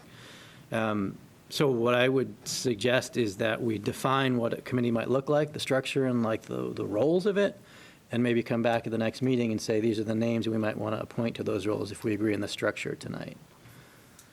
So to kick it off, I'm always in favor of smaller groups rather than larger ones because I think they move faster. So I was thinking of maybe a committee of 5, which would have a couple of counselors, somebody from the group that's really, advocating to buy the property, somebody from the business community that maybe Brett could recommend, who would, somebody from the downtown business community. And then another resident who maybe wasn't involved in advocating for the project, just so that we can kind of balance that committee out. Maybe a downtown resident. Yeah, somebody downtown would be great, yeah, yep. And then give it a tight window and say within a few months, we expect a recommendation to come back. I might ask Chris Wolf, what would be the cutoff date if we come up with something that we wanted to have on the March election, Chris? It's funny that you should ask, because I was going to tell you I need 60 days prior to elections, so you really don't have much time. So around your first meeting in January, you would have to give me a warrant saying how to word the article to the voters. Pretty much rules out the March election then. Yeah. And the same would be true for the June school budget vote, if we wanted to have something in that? Yeah, it's always 60 days prior. Yeah, all right, so that's our window then, if we were looking at trying to do something where we get a vote from the town to spend money or not on a particular acquisition with a particular plan that has not yet been defined. I don't think 2 weeks with holidays in the middle is an excellent time to be making such a decision. So any other comments about Dan's idea about a committee? Eric? No, it wasn't specifically about the committee, but more about the workshop. So, Sure, go right ahead. I guess it does relate to the committee idea and bring those folks in. We've continued to get public comment even after the workshop, and I think what my big takeaway, and you've said this a bit already, was that while there was a lot of support for purchasing the property, there were so many disparate possibilities for it that there does seem to be an urgency where there is a public sentiment that has been voiced that we should buy the property and then figure out what to do with it. But it seemed to me that the consensus of the council, based on those conversations, really was around needing to have a plan for multiple reasons, including where would the funding come from. Right. And so it would, I just want to make sure that as we talk about the structure of the committee, it is putting that plan together as well as we were saying, possibly expanding to look at what is the overall strategy around all of the parcels between Grove Street and the railroad tracks that are municipal properties. Sure. Chip? Yeah, I was going to say, this came to the council 6 years ago to buy that property. Right. And we decided not to. Passed on it. Yep. Because we didn't know. And it was a lot cheaper then. It was. A lot cheaper. Although I'm not against having a committee, that lot just, I don't see it. I don't see a whole lot of uses for it. I've heard ice skating rink that's not a place I would put an ice skating rink. I've heard the gazebo. Well, it's not really big enough to have a gazebo on it and have everybody around it. So I fine, you want to have an exploratory committee to figure out what we want to do with the whole block, but I don't think right now, we don't have the time to make a decision on what we want to do with that parcel of property if we were going to buy it. And I'm not for buying it based on finance. Now, if someone wanted to buy it and donate it to the town with the option of saying, hey, you can use it as a park or something, and if we don't decide to use it as a park, it reverts back to them, I think that would be fine, but as far as the town buying it, not a fan. Daryl? I like the idea of the five-person committee. I would like to hone in, though, on what the amount of time we are going to give that committee to have a report back to us, if it's going to be 3 months or 4 months. So I don't know if that has to be done here, or that would have to be done at a future date. But I think it's very important that we are very distinct on the timeline that we expect a report back for on that property. I would agree. I think that, for one, the absolute outside fence is whatever 60 days in front of the June election date. The plan is ready, the warrant is written, that you know, all, everybody's had something to say has said it, because that has to be written and produced by whatever that date is in April. So that would be the window. Is that a reasonable time for you? In other words, I'm open to, I certainly want to see it go. 3.5 months or so? You know, 3.5 months, or you have the November election, too. I don't know if the time goes, and maybe that's the committee to figure that out. So I think we got a couple options there. I just, you know, I think that would work, John. Although, you know, I think we have a bigger showing of votes when we ask the clerk on who shows up to vote. If we want Absolutely. to input, it's not the election for the school budget. It should be a General election. General, but Yeah, which would be a presidential election as well. So, Yep. so I think we, you know, Yeah, I agree. Yeah. I just want to point out that after the committee does its work, which I agree we should limit in time, we would probably want some time for us to say, let's take the recommendation of the committee, stew on it, think about it, work up the wording for the warrant and any other materials we want to think about. Right. If we did that if the committee finishes in March and we do our work till April, that's going to be in the middle of our budget season as well. So it's not great timing. Yeah.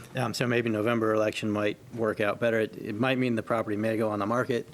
Before then, you know, it's the risk we have to take. I'm comfortable with that. That's entirely the basis for me saying, let's, you know, March and April, is because I'm heard loud and clear, the property's not going to remain available, which takes a lot of the emphasis out of the argument if the property's then sold. So trying to be responsive to that from what I'm hearing, but I don't disagree at all with the logic that everyone is sharing up here, that we want some time to take a look at it, and having to force a decision on 2 weeks' notice and 3 weeks' notice in April when we're in the middle of the budget stuff is very difficult.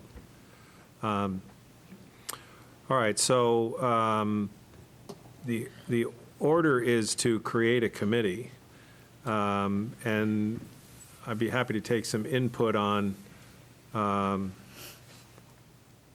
your thoughts about a 5-person committee that Dan just outlined with roughly those constituent groups.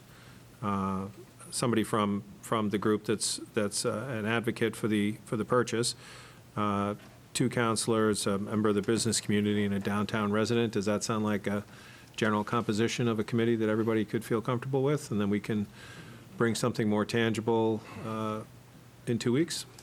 Well, I think it should also be someone from the general population, because it's affecting everybody, not just downtown people. So a general resident then? Yeah, or a Instead couple of general residents, maybe someone from each district. Darryl? Which makes it bigger, but Makes it bigger, because yeah. we're doing something for the whole town, not Yeah, just I totally agree. downtown. yeah, and I was questioning if it's only going to be 5 people, do we need two counselors? I'm not sure. You know, to me, I would think we would have that open for either another public or whatever for that, or, you know, you could go to the, you know. Yeah. Sophie? Yeah, go ahead. I was just wondering if you're okay with waiting until the next meeting in 2 weeks, I'd be happy to work with you on drafting a charge and perhaps give people an opportunity to think a little bit about this makeup and come forward, or is that? That suits me just fine. I'm trying to respond to the demands that something gets done, so that's all I was trying to respond to. I'm much more in line with where Chip and Daryl are in terms of our enthusiasm to purchase the property. So if it seems like we need a little bit more time to cook this thing to get the committee right, I'm in favor of listening to the public here and who wants to have a committee, so let's have a committee to get the voices out and get some more data in, for sure. So I'd be fine with that. What does everybody think about that?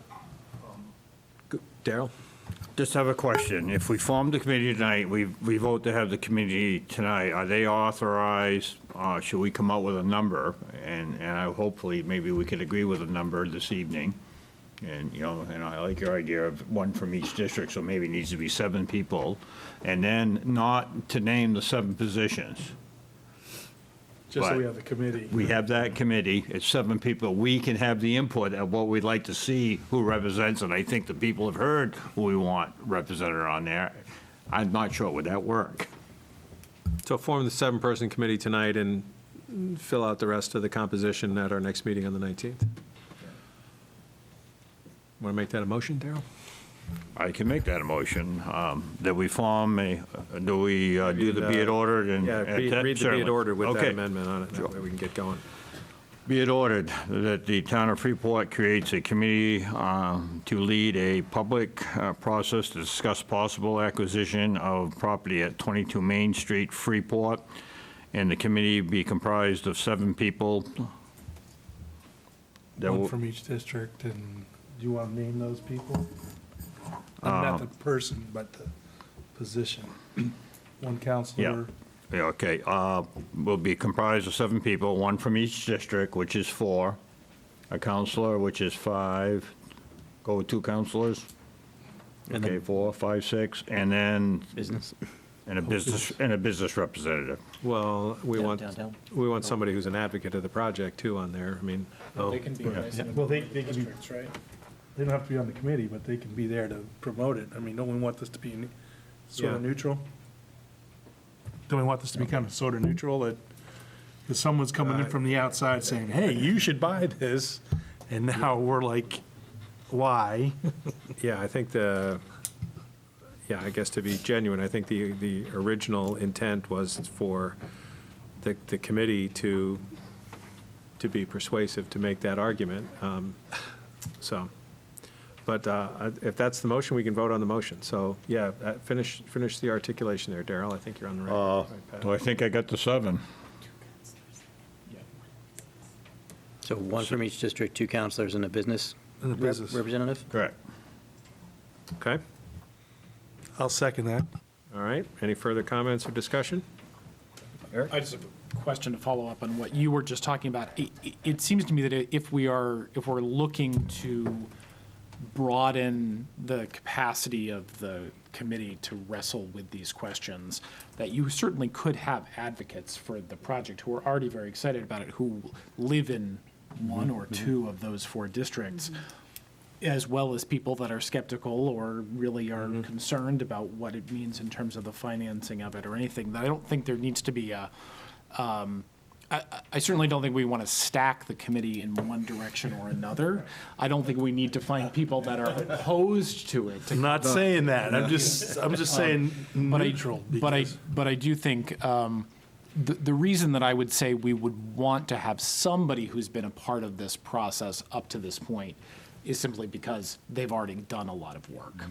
So to advance that work and to give the background to the committee, I would think we would want somebody who's already been working on it. But they haven't. They said, here's the piece of property, you guys should buy it and figure out what to do with it. That's, Well, I know they've done, there's a little bit more in there, there's a little more negotiation with purchasing the property, but you guys have purchased this, and here's what we can do to help you purchase that. It's not the town saying, hey, you know, we need this piece of property, we should go and buy it. It's coming the other way. And there was a project on this property that was going to be there, and it was stopped. I know, and we're beyond that at this point. We are, but So now the question is, for the folks that are in town who are advocating for the project, I think that they're gonna be, if, we've already said it's a public process, so they're gonna be a part of the process. that's fine. But it would seem that you'd want people who already have put a lot of energy into it, who at least, where you'd have at least somebody within that working group as part of this committee. I'd be surprised if we ended up with the committee that had nobody that was very excited about it. So hopefully that's a self-selecting natural occurrence, but I do agree that we need Right. both sides. Part two of the effort here, now that we've composed, at least in a draft motion, is who's going to select the names that come forward, of people that are interested. So any ideas you have, because that might influence how we're going to vote on the next motion. I was going to suggest that, as your prerogative as chair, we submit names of candidates to you. Sure, To propose right. a slate or even some alternates, saying, here are 7 possible, 7 alternate, but just as somebody to collect the names, not that saying Right. that you have to make the decision. We can all do that together. Yeah, I can work with Sophie and collect those names. Yeah, so if we have ideas on names, send them to, That sound reasonable, everybody? or to Sophie. Yeah. You can send them to me, I'll create Send them to Sophie, yeah. Sophie and I, yeah. So I see them coming in. All right. We have a motion, it's on the floor, it's been seconded to create the committee with 7 members of the constituencies named in the motion. All those in favor? Aye. Any opposed? Okay. 7-0, look at that. All right, thank you all. Lively conversation. Our next item is item number 219-23, to consider action relative to the renewal of the Bow Street Park usage agreement with Hilton Garden Inn. Annually, Hilton Garden Inn proposes, I believe, a series of dates for their known events, and we have a use agreement that we've used for the past several years. I don't know how many, at least 4. Chris, is this something you need to address us on, or is there just the standard terms in the attachment? This is the same agreement that's been in effect For years. for years, yeah. I'd just like to point out that Memorial Park is not the exclusive use of the Hilton Garden Inn. Just because they're an institution that's got an agreement in place. It is available for the public to reserve, and there is a list of reservation dates kept here at Town Hall. For instance, we had 10 musical events at this same place this past summer, 2023, whose dates were reserved well in advance, and that same group should be coming forward, Meeting House Arts, with a request for those dates soon as well. So while we're looking at a use agreement for a single institution in town, I just want to reassure those of us here and those of us listening that the Memorial Park is available for public usage upon reservation. So there's a couple of small things to comply with, but generally, if you've got an idea, like a farmer's market or a musical event, you can make that happen. All right, and since this one had my name, I'll read the be it ordered. Be it ordered that the 2024 Bow Street Park, I thought it was called Memorial Park. Is it called Bow Street Park? It's Memorial. It is Memorial Park, yeah. That the Bow Street Park usage agreement for use of Memorial Park with the Hilton Garden Inn be approved. Second. All right, all those in favor? Aye.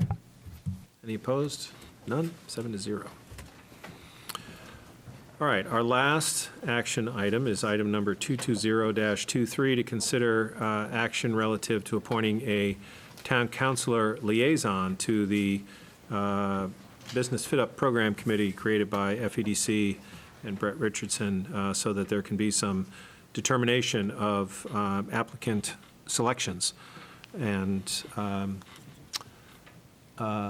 Joanna Benoit has agreed to serve on that committee to help FEDC, but I'd be happy to entertain anybody else, and we can have a vote on it This is a relatively short-term action to participate with the committee that Brett has assembled so that we have council input on those decisions.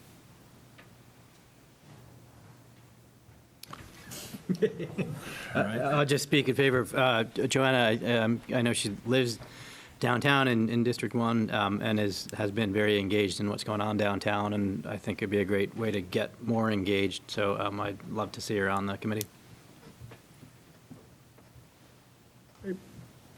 Councilor Pillsbury, could you please read the be it ordered? Absolutely. Be it ordered that Joanna Benoit be appointed as the Town Council Liaison for the Business Fit Up Program Committee. Second. Been moved and seconded. All those in favor? Aye. Should I abstain from that one? Is that how that? Sure. That works fine. One abstention, 6 in favor, 1 abstention. Thank you very much for agreeing to that, Joanna. I just point out, it's not technically a liaison position because I think it's a voting position. She's actually a full member of the committee.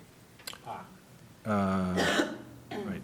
Should have mentioned that before the vote, but Okay. So I assume that's it's all a right. representative. Yeah, representative Yep. on the committee. Yep. Right. 8 a.m.? I was forewarned, yes. Right. Okay, so those are our action items for tonight. We have a couple of things, some of which we've already talked about under other business, but I know we have some members in the public here to talk about the tree task force and an update on such. So love to hear from those members to give us an update on your work and what the requests might look like. Please come forward, introduce yourself. The microphone is just fine where it is. Is it going? Hi, Mandy McPherson, Freeport Sustainability Advisory Board Co-Chair. So I'm just going to spend a few minutes to give you a foundation for the discussion, and then I'm going to turn it over to the Tree Task Force folks. So in March of 2020, Project Canopy completed a tree inventory report for the town of Freeport, and around that same time, FSAB began to have discussions about the requirements for a Tree City designation from the Arbor Day Foundation. So these requirements are, there's 4 of them. The first one is maintaining a tree board or department. The town council established a municipal tree task force in April of 2020, so soon after that Project Canopy report. Spending at least $2 per capita on urban forestry, and we checked with Peter Joseph, town manager at the time, and he found that we certainly met that requirement, so check number 2. Have an annual Arbor Day celebration and proclamation, which FSAB and Tree Task Force, TTF, will take on as part of their duties, and the town council made the first proclamation last May. And the final requirement is having a community tree ordinance, which we're discussing tonight here. So the Tree City designation is a positive for the town of Freeport. It can give us access to grant opportunities. It showcases an attractive identity for our town. Recent feedback at FSAB's 2 climate action plan workshops that we had last month encouraged town designations like the Tree City, and there was also support for creating a municipal tree canopy plan and tree ordinance. Other related feedback from those climate action plan workshops further centered around leadership and management, with feedback such as plant more trees, ! Incorporate more native trees and green islands along roads, parking lots, and parks, the need to maintain the trees we have, training on forest and tree management, and public education as key to showing benefits. As part of FSAB's Climate Action Plan stakeholder outreach, I had a discussion recently with the director at Mess Landing's Audubon Sanctuary, which is, within the 1 mile downtown district here, downtown radius, and they're interested in collaborating with the town on education and workshops, as well as sharing their forestry management plan, which will be prepared on final approval of a federal grant that they have out. They're just waiting to hear back. They're pretty sure that they're going to get it in January. So a formal tree ordinance helps underpin all of this. TTF's work is also connected to green infrastructure work by other town committees and is directly called out in the recommendations in the downtown vision. Specifically, DVA 5.5, increase tree canopy downtown, promote work undertaken by Tree Task Force. And the list of actions, under that action are Town Council approves tree ordinance that was under review by the Ordinance Committee, finalized designation for Freeport as Tree City, add trees in locations identified by Tree Task Force. And this has actually already begun because there are 2 trees were added this year at the Park and Ride across from Maine Beer. And execute a tree program. And TTF has drafted an informal guiding statement of purpose, distilling the recommendations from Project Canopy's report from March 2020. And they will commence drafting a tree management plan at their 12/7 meeting, so this Thursday. They're going to begin on that. And they've been consulting with experts in other communities about current best practices. And for any management plan like that to have agency, the foundational codes and standards, such as a tree ordinance, need to be in place.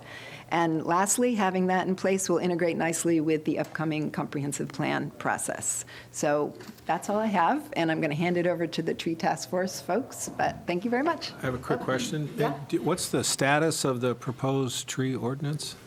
Is there a That- draft available, or is Well, it? you've just teed it up for Okay. for Kristen. Thank you for your question.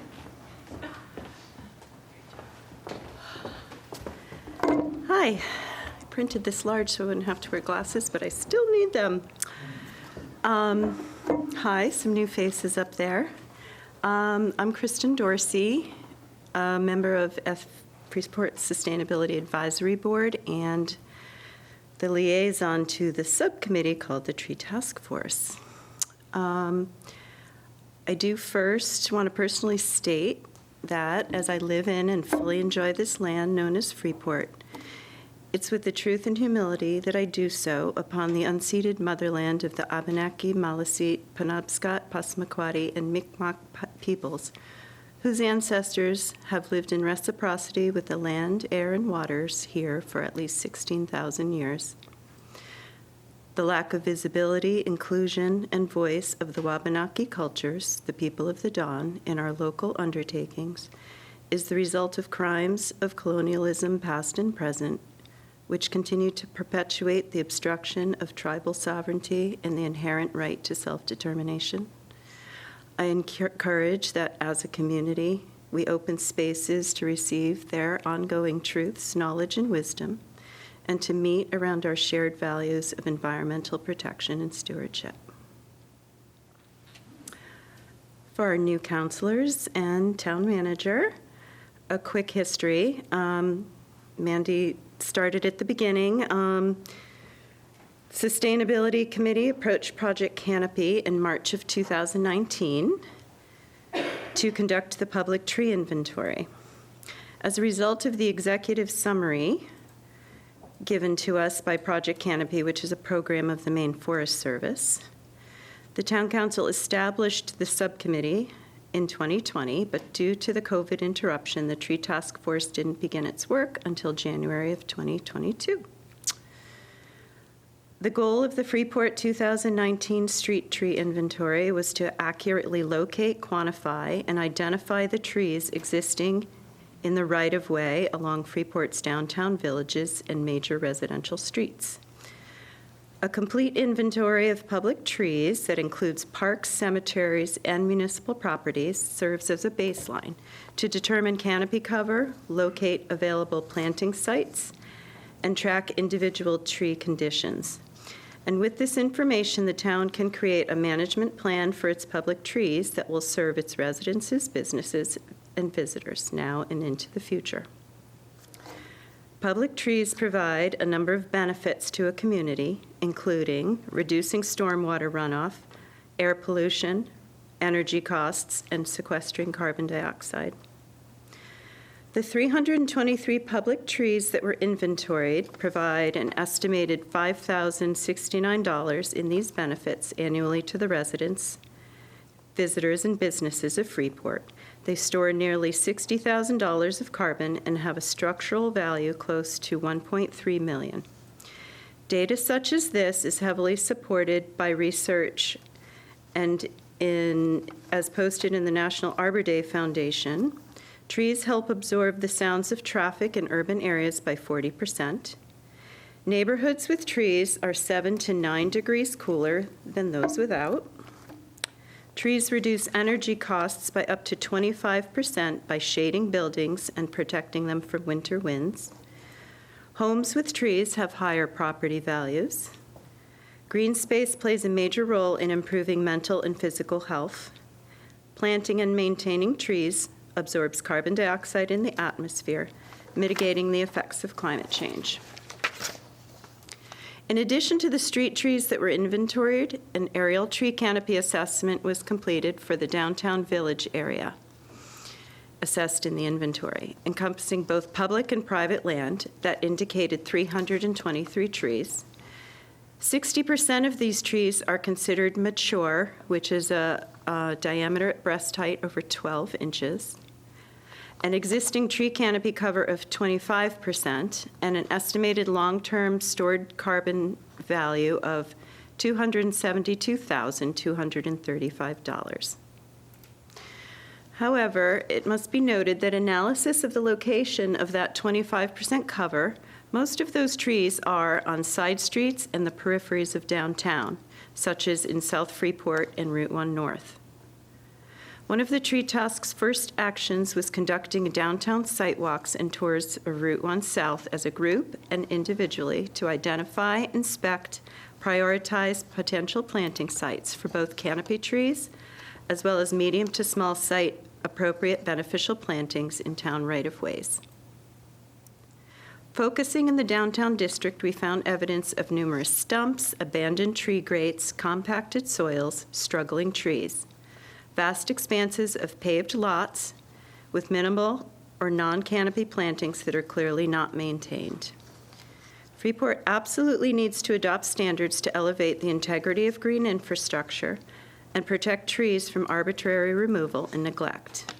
Lacking such, the recent development proposal at 22 Main Street would have allowed the destruction of 4 oak trees, a 42-inch, which is estimated to be 270 to 300 years old, a 26-inch oak tree, 180 to 200 years old, and 2 24-inch diameter trees, approximately 160 to 190 years old, all relatively thriving trees, as well as a naturalized rain garden hosting a significant birch stand, willows, chestnuts, and oaks. The National Arbor Day Foundation requires an ordinance based on their conclusion that trees on public property are a public good, and caring for these trees is a vital element of the Tree City USA program. A public tree care ordinance or law forms the foundation of a trees care program. It provides an opportunity to set good policy and back it with the force of law when necessary. Importantly, a public tree care ordinance protects public trees at all times, not just during the development process. In other words, the policies for tree planting, care, and removal of trees codified in the ordinance must be continuous, not triggered by an event like landscaping requirements or the land development process. Based on the results of the Freeport Street Tree Inventory, the Tree Task Force has prioritized these specific project canopy recommendations. Promote longevity and integrity of a sustainable and diverse public tree population by establishing a systematic and routine structural pruning and planting program. Strive for an urban tree canopy cover percentage of 40%.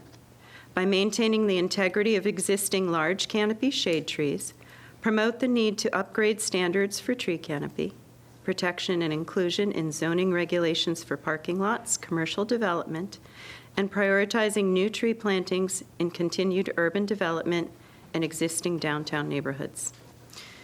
Develop ordinances that require planting of trees in new developments, establish guidelines for planting removal of trees in public right-of-ways, to elevate awareness of the multifaceted benefits of tree canopy, strategic landscaping, and green space permeable surface during the downtown visioning process.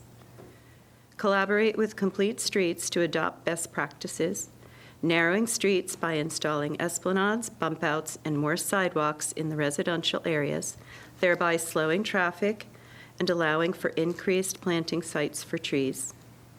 Explore and encourage installation of green infrastructure, stormwater best management practices where appropriate, green roofs, rain gardens, permeable pavement, and re-engineering of tree wells and sidewalks for improved root growth of street trees. In conclusion, our objectives in advancing the tree ordinance and amendments to the zoning ordinance are to standardize the use of green infrastructure for environmental, social, and economic benefits to humans, flora, and fauna that such practices support. Provide clear objective guidance and transparency within sections 514, parking, and 602, site plan review, to ensure that biodiverse landscape is consistently valued, engineered, and maintained to support resilient, enduring, and thriving green space. In September of 2022, a draft tree ordinance was submitted to the town manager. We're not certain what transpired over the next 14 months or so, but we received the town attorney's analysis in October of '23, and our proposed zoning amendments were submitted to Caroline Pelletier in October. We request that the town council authorize procedural guidance and expertise from necessary town departments to rectify the language of the tree ordinance, draft tree ordinance, in accordance with the attorney review, and to align zoning amendment language across ordinances so that we can move towards adoption of these. We are very grateful to the former manager, Peter Joseph, Caroline Pelletier, and Earl Gibson for their responsiveness to our questions and the generosity of their time and wisdom through our arduous beginnings as we have been unraveling the layers of the municipal workings. So I'm going to turn it over now to Tyler Colley, who's going to talk about future implications and possibilities of the tree ordinance. Thank you, Kristen. After your already thorough review, I pretty much checked off all the things that I was going to talk about, but I would like to discuss how this all fits Sorry, sir, in. could you please introduce yourself for the record into the microphone? Oh, I'm sorry. I'm Tyler Colley.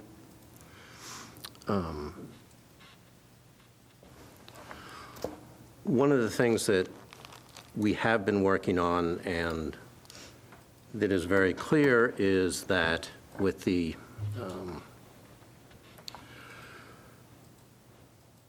existing tree canopy, we're already in reasonably good shape. 80% of the trees were judged to be in excellent or good condition. We are a little bit light. We should have about another 23% so of canopy trees in the downtown area. But these are all the good news. Now the thing that we have to do, particularly as we're working on redoing the downtown area, is we have to look forward to what happens and how we plan to integrate new trees and protect the old trees while we go ahead and enlarge the infrastructure. It's clear to me, looking at the downtown vision final report, that virtually every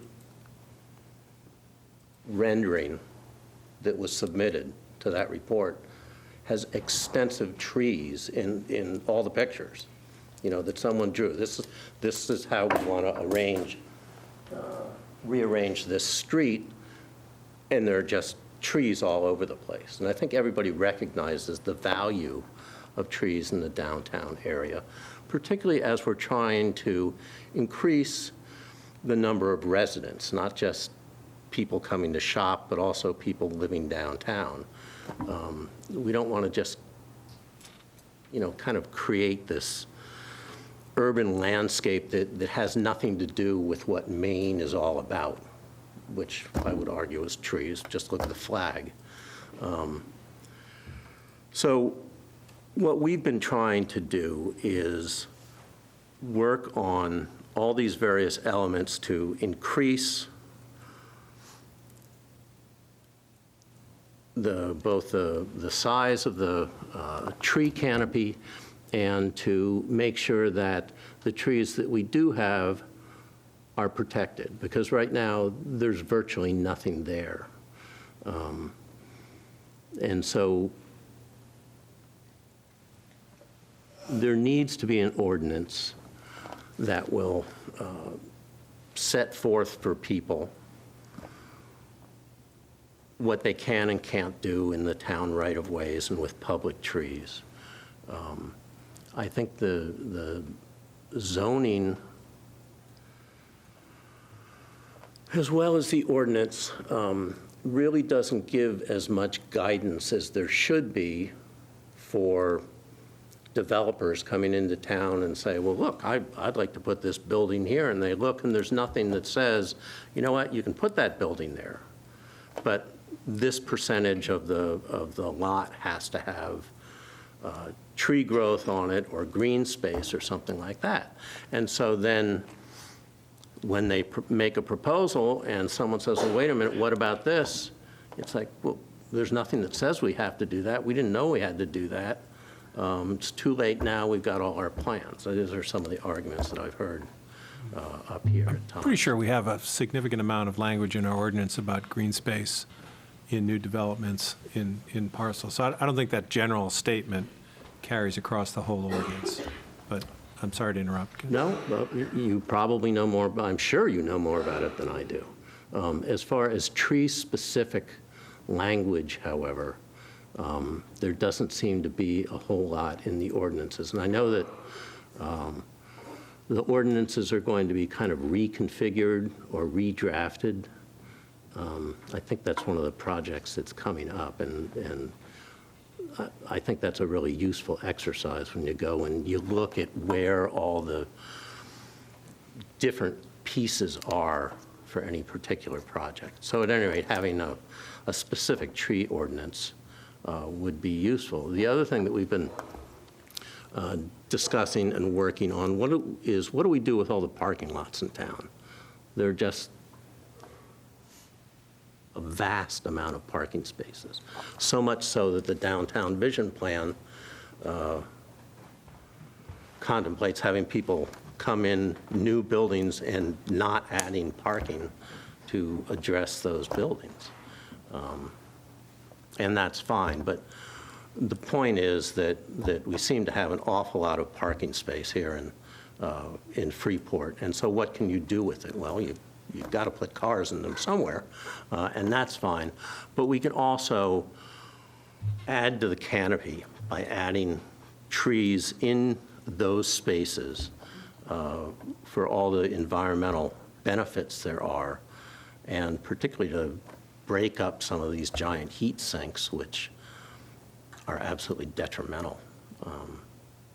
So that's kind of where we're going. We're also really focusing on the fact that as we have increased numbers of people filling up these new buildings and structures that are being contemplated, we have to really make the downtown area not just business-friendly, not just friendly as far as, oh, there are plenty of restaurants, there are plenty of this. People need trees. They really do. And we should have a program and a plan going forward to increase the number of trees and to protect the ones that we have. Thank you. All right. Thank you, sir. I don't think that that's a position that too many people could argue, so thank you for pointing that out. And the council is well aware of the preponderance of surface parking lots, many of which stay empty, the preponderance of which are privately owned. So we don't have a whole lot of, let's pull this lever and do this when that's private ownership. So it's a very complex dynamic that goes on with surface parking in downtown, driven largely by the business community.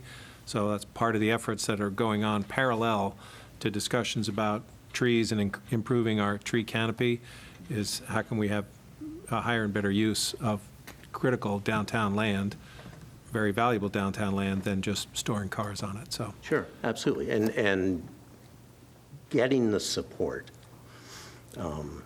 even if it's, generally everybody agrees it's a good idea. Now, how do you do something to actually bring that forward? Right. And and I'm not suggesting that you guys aren't doing a good job doing that. I'm just saying that's what we're focusing on. Are you working on the actual draft tree ordinance, or is somebody else on the team working on that? Yes, no, we all did. It's been a Okay. group effort. I'm just trying to, we have an ordinance committee, which would be the logical step for that language to come through, and I think I just heard that professional staff at Town Hall have been providing some feedback on the draft, and I just want to sort of lay out what that process looks like so that you all are clear about where those things go. Well, and frankly, that's useful.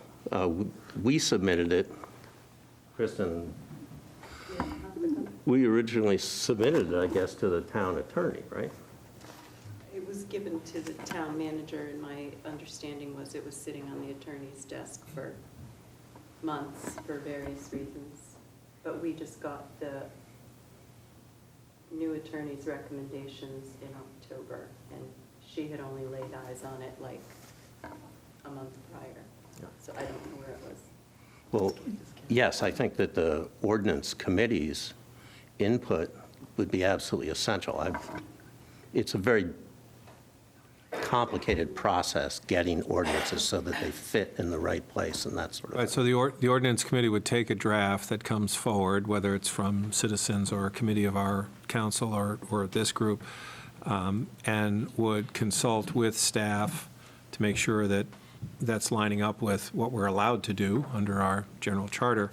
And then the particular elements of changes from what might be in place today, or in the absence of any conversation of what's in the ordinance, those elements would be highlighted and brought forward initially for the ordinance committee to vote on and bring to this body for an adoption and a public hearing and public comment, and then we make those changes and then we adopt the ordinance. So that's the hopscotch pathway of how we get something adopted. So that's why I was asking about where it is in that process, because I'm just trying to give some feedback on to help you out on where it goes next. It sounds like it's already been to our town attorney once, and so we'll get some feedback from staff through the manager, and then make that assignment directly to the ordinance committee so it can start to get some propulsion to come forward. Right, that would be great. Thank you.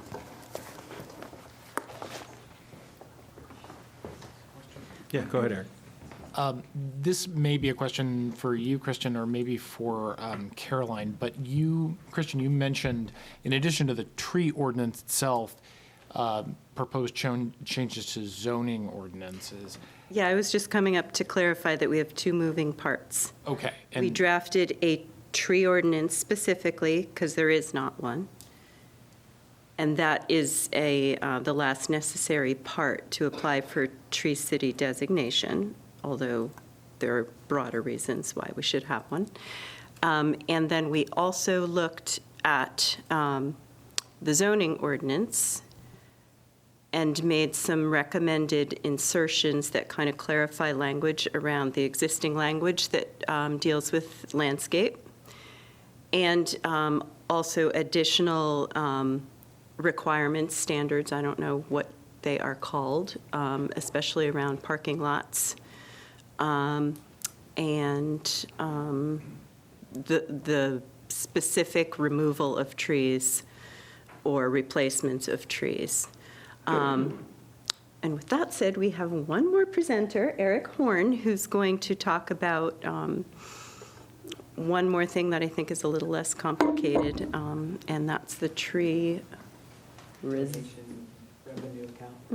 account. Sorry, Thank you. can I just, where is that with the zoning changes? Where is that in process? So that, I believe, we just submitted that to Caroline a month or so ago.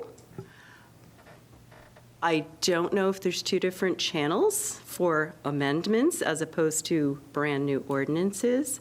And it still has, it is just this giant mystery to us what has gone down with this tree ordinance. Because I did poke around over that year plus to find what was happening. And at the beginning, it was that the attorney was had, I don't know, issues of some sort, and things were stacking up. So I don't know if it had already been to the ordinance committee. I would have thought we'd hear if it had been, they'd be asking us for, I don't know. Yeah, But we also have received a written attorney's, eyes on it and what she recommends I'm we tweak. not asking about the tree ordinance, I'm just talking about the zoning. So Yes. that's where Those are two separate pieces that we are Since I know we have a requesting. number of zoning ordinance amendments that are going before public hearing, I'm just wondering whether this is part of Right. that or anything. So Caroline, can Right. you speak to Yeah, that? you want me to comment? Yeah. So before Peter left, he sent a draft tree ordinance to Drummond Woodsum for a high-level review. They did come back and make some suggestions of other towns we could look at that had a more forgiving approach to tree planting. It's not really something that's been worked on in the interim period.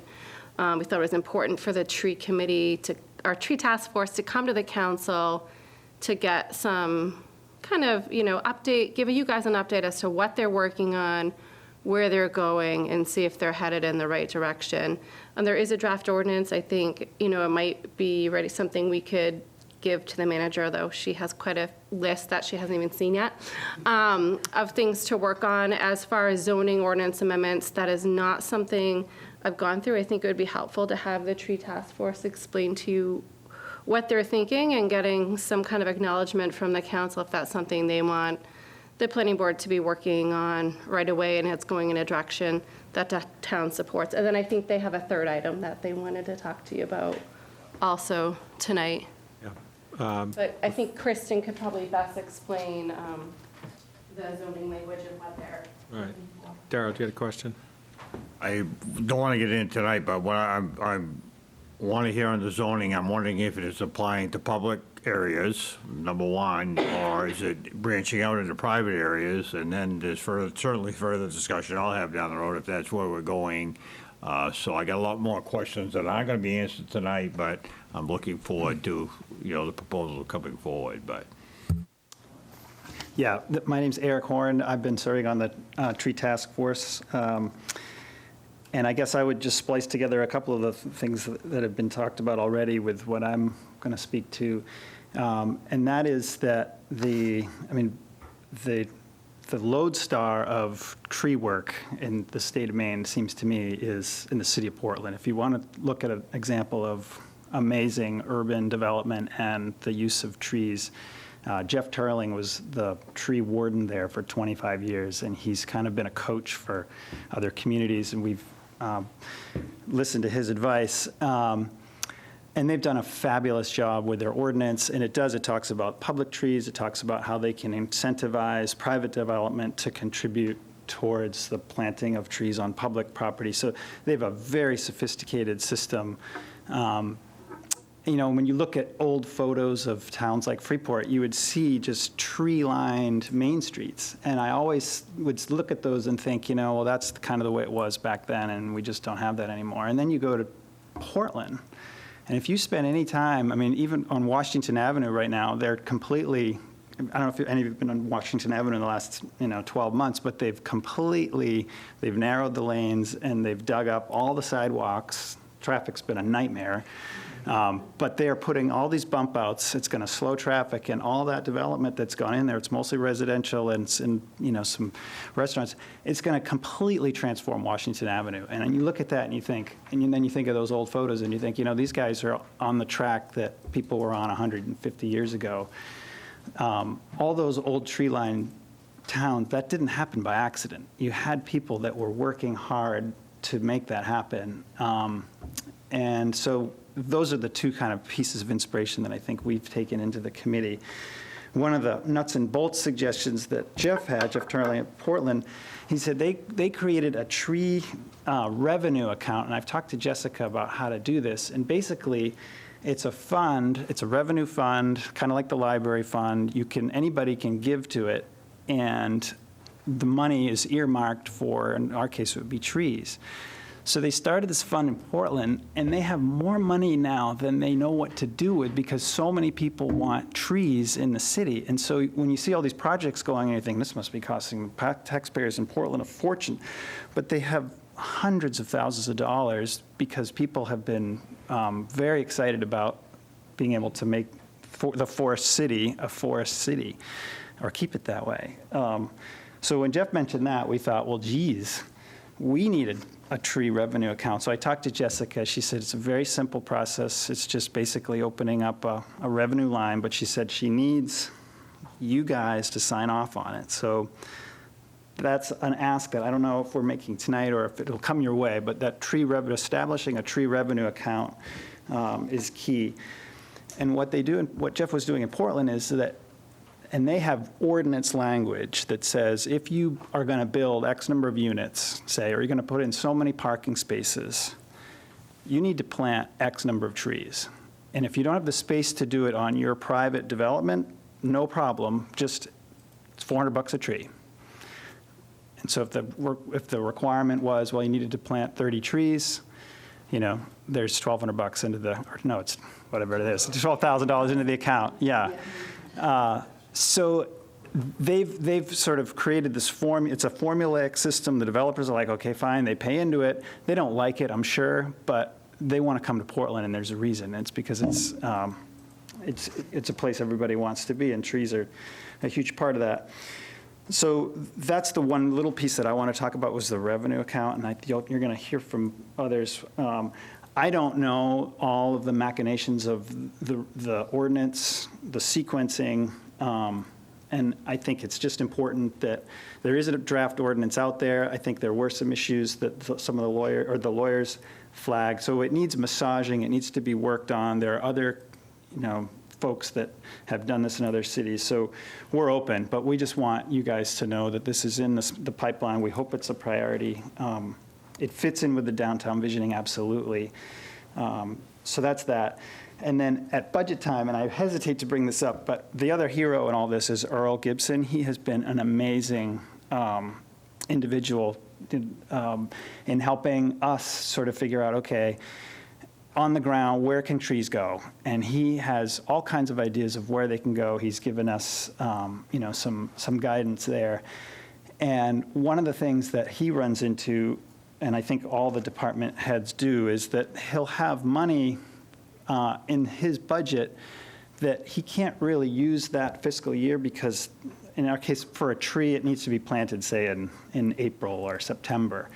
Well, in April, say. So I'm sorry, I got my fiscal years, but whatever it is where you need to use the money on the other side of the budget finish line, he said it would be super helpful to be able to have what he called I guess it's a reserve account, but specifically for trees. So kind of like you do for any budget reserve account, but it's held for an earmarked use. And so he said if we've got Department of Public Works money, it's been allocated for tree work, but I can't use it this year because we're going to run out of time. He would like to be able to push that over the line into the next fiscal year and have it available so that we can, do the planting. Jessica said it's possible, but at the end of every fiscal year, the department heads would they make the recommendations, but it comes down to, the leadership of whether or not those funds can actually be used for that. But in a perfect world, that's another funding mechanism, and I'm going to stop talking. But you guys get the idea. It's a great project and we've been just these really dedicated people on this, and we hope the ordinance sees some daylight at some point. So thank you, guys, and I'm happy to take questions. That's good to point out. I don't know if I'll have any answers. We are, as you just pointed out, we're coming into our budget discussion season, so if we don't hear, and we would get a presentation from Earl on Public Works through Sophie's efforts to coordinate all of that. So if we don't hear something, one of us might ask about it, and that would give an opportunity to have that come forward. But we rely on the staff to bring those budget recommendations forward to the council for the vote. So we don't get to start with a clean sheet up here because it would take 8 years to do 1 year worth of budgeting because Jessica's just that good. Anyway, but thanks for pointing that out. And I will join the Earl Gibson fan club anytime. Yeah. Awesome. Thanks, guys. Thanks. Great. Thank you very much for that update. Our next other business item is some updates from 2 workshops that we had at the end of November. We've already heard a little bit about the workshop on the 21st.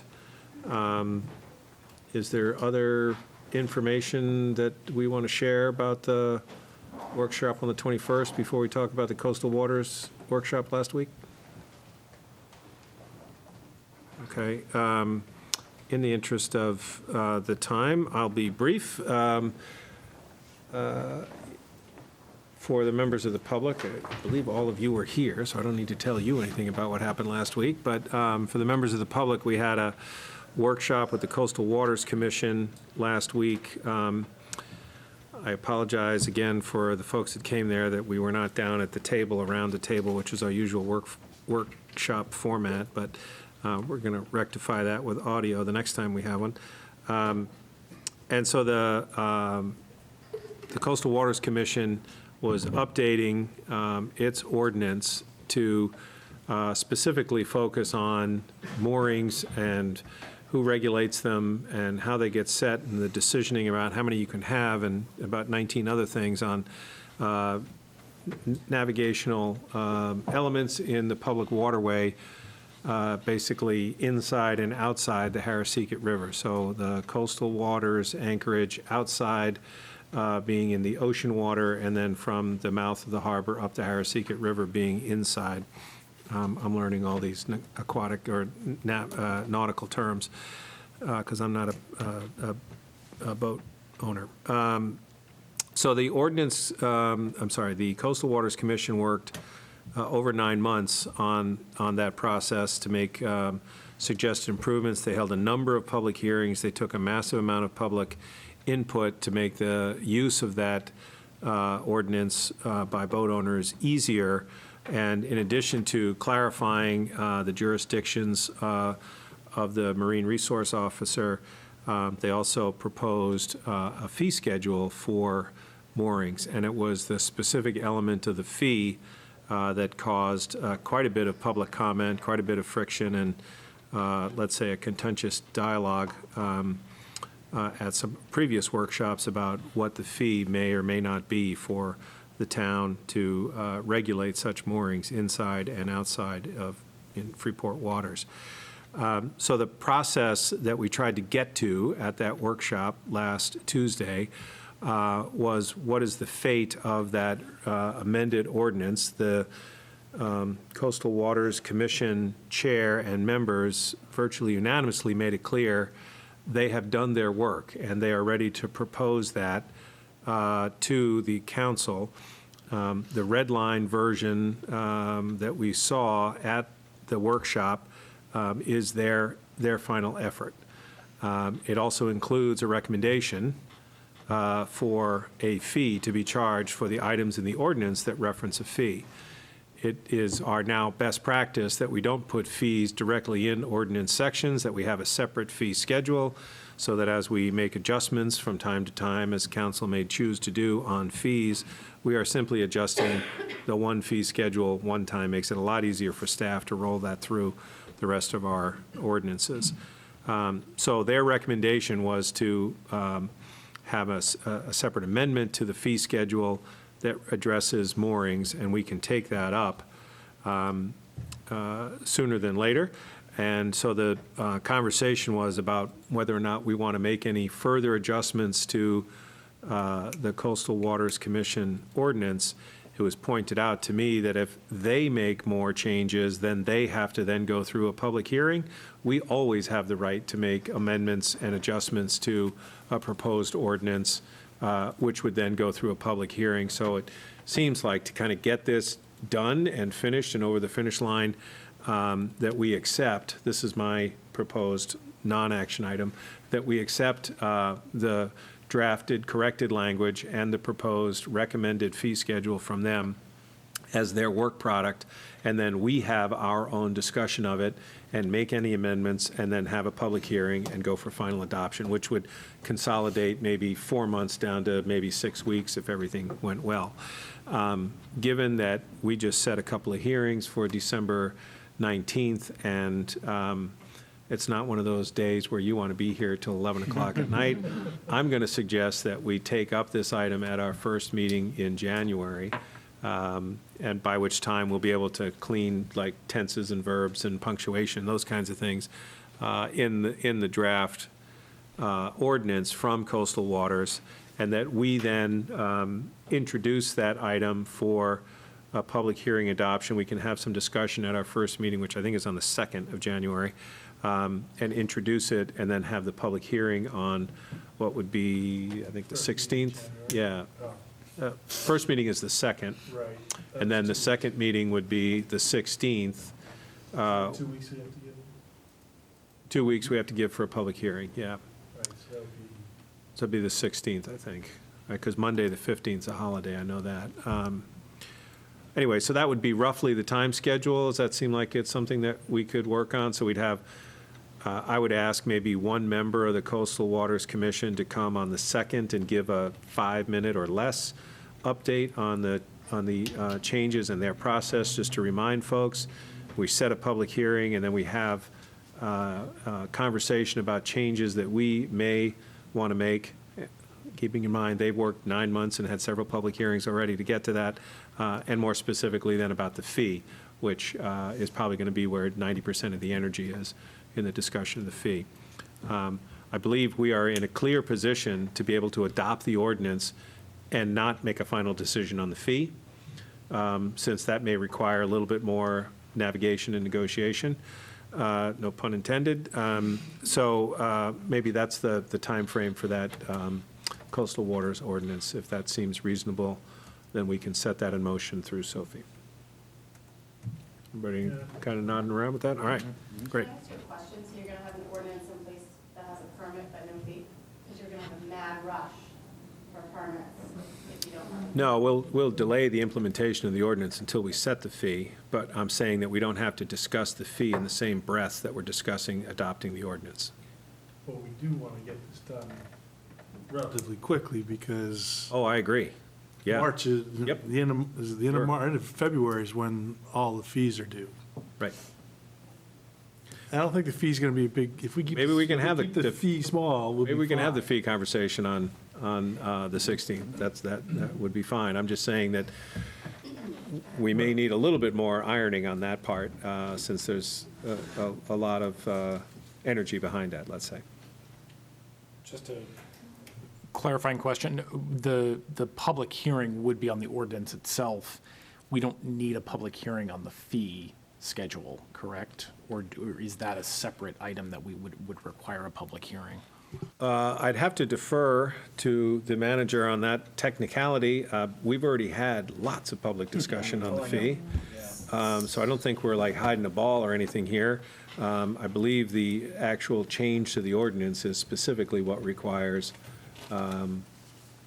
the public hearing, but I don't know. The manager is so fortunate to have a phone a friend. So the ordinance, you would set the hearing and then have the hearing. One of the joys of a fee structure is it's easier to amend. So typically what we've done is when you have that hearing, we put an item right after that for just the fee structure. So you don't have to have the public hearing, but you do amend it as a separate action. So I think you could talk about both of them in association as the one item at the first January meeting, set the hearing for the second, and then when you get the agenda, magically on there will be a fee item. Right. We can draft. Great, thank you, Caroline. All right, so that's be our course of action on coastal waters. Any other items before we adjourn for executive session, brief executive session? All right, I forget the sequence here. We have to make a motion to go into executive session. Yep. Right. You've got to cite the. Right, so our next item is item 221-23, to consider action relative to an executive session pursuant to 1 MRSA, Section 405(6)C, pertaining to a real estate matter dealing with town-owned property at 55 Main Street in Freeport. I'll make a motion that the town enter executive session. Second. Oh. Moved and seconded. Darrell? Moved by Lawrence, second by Darrell. All those in favor? Aye. All right, we are in executive session. And are we cutting the Zoom? And we close the doors, cut the Zoom, turn off the feed, close off the TV channel.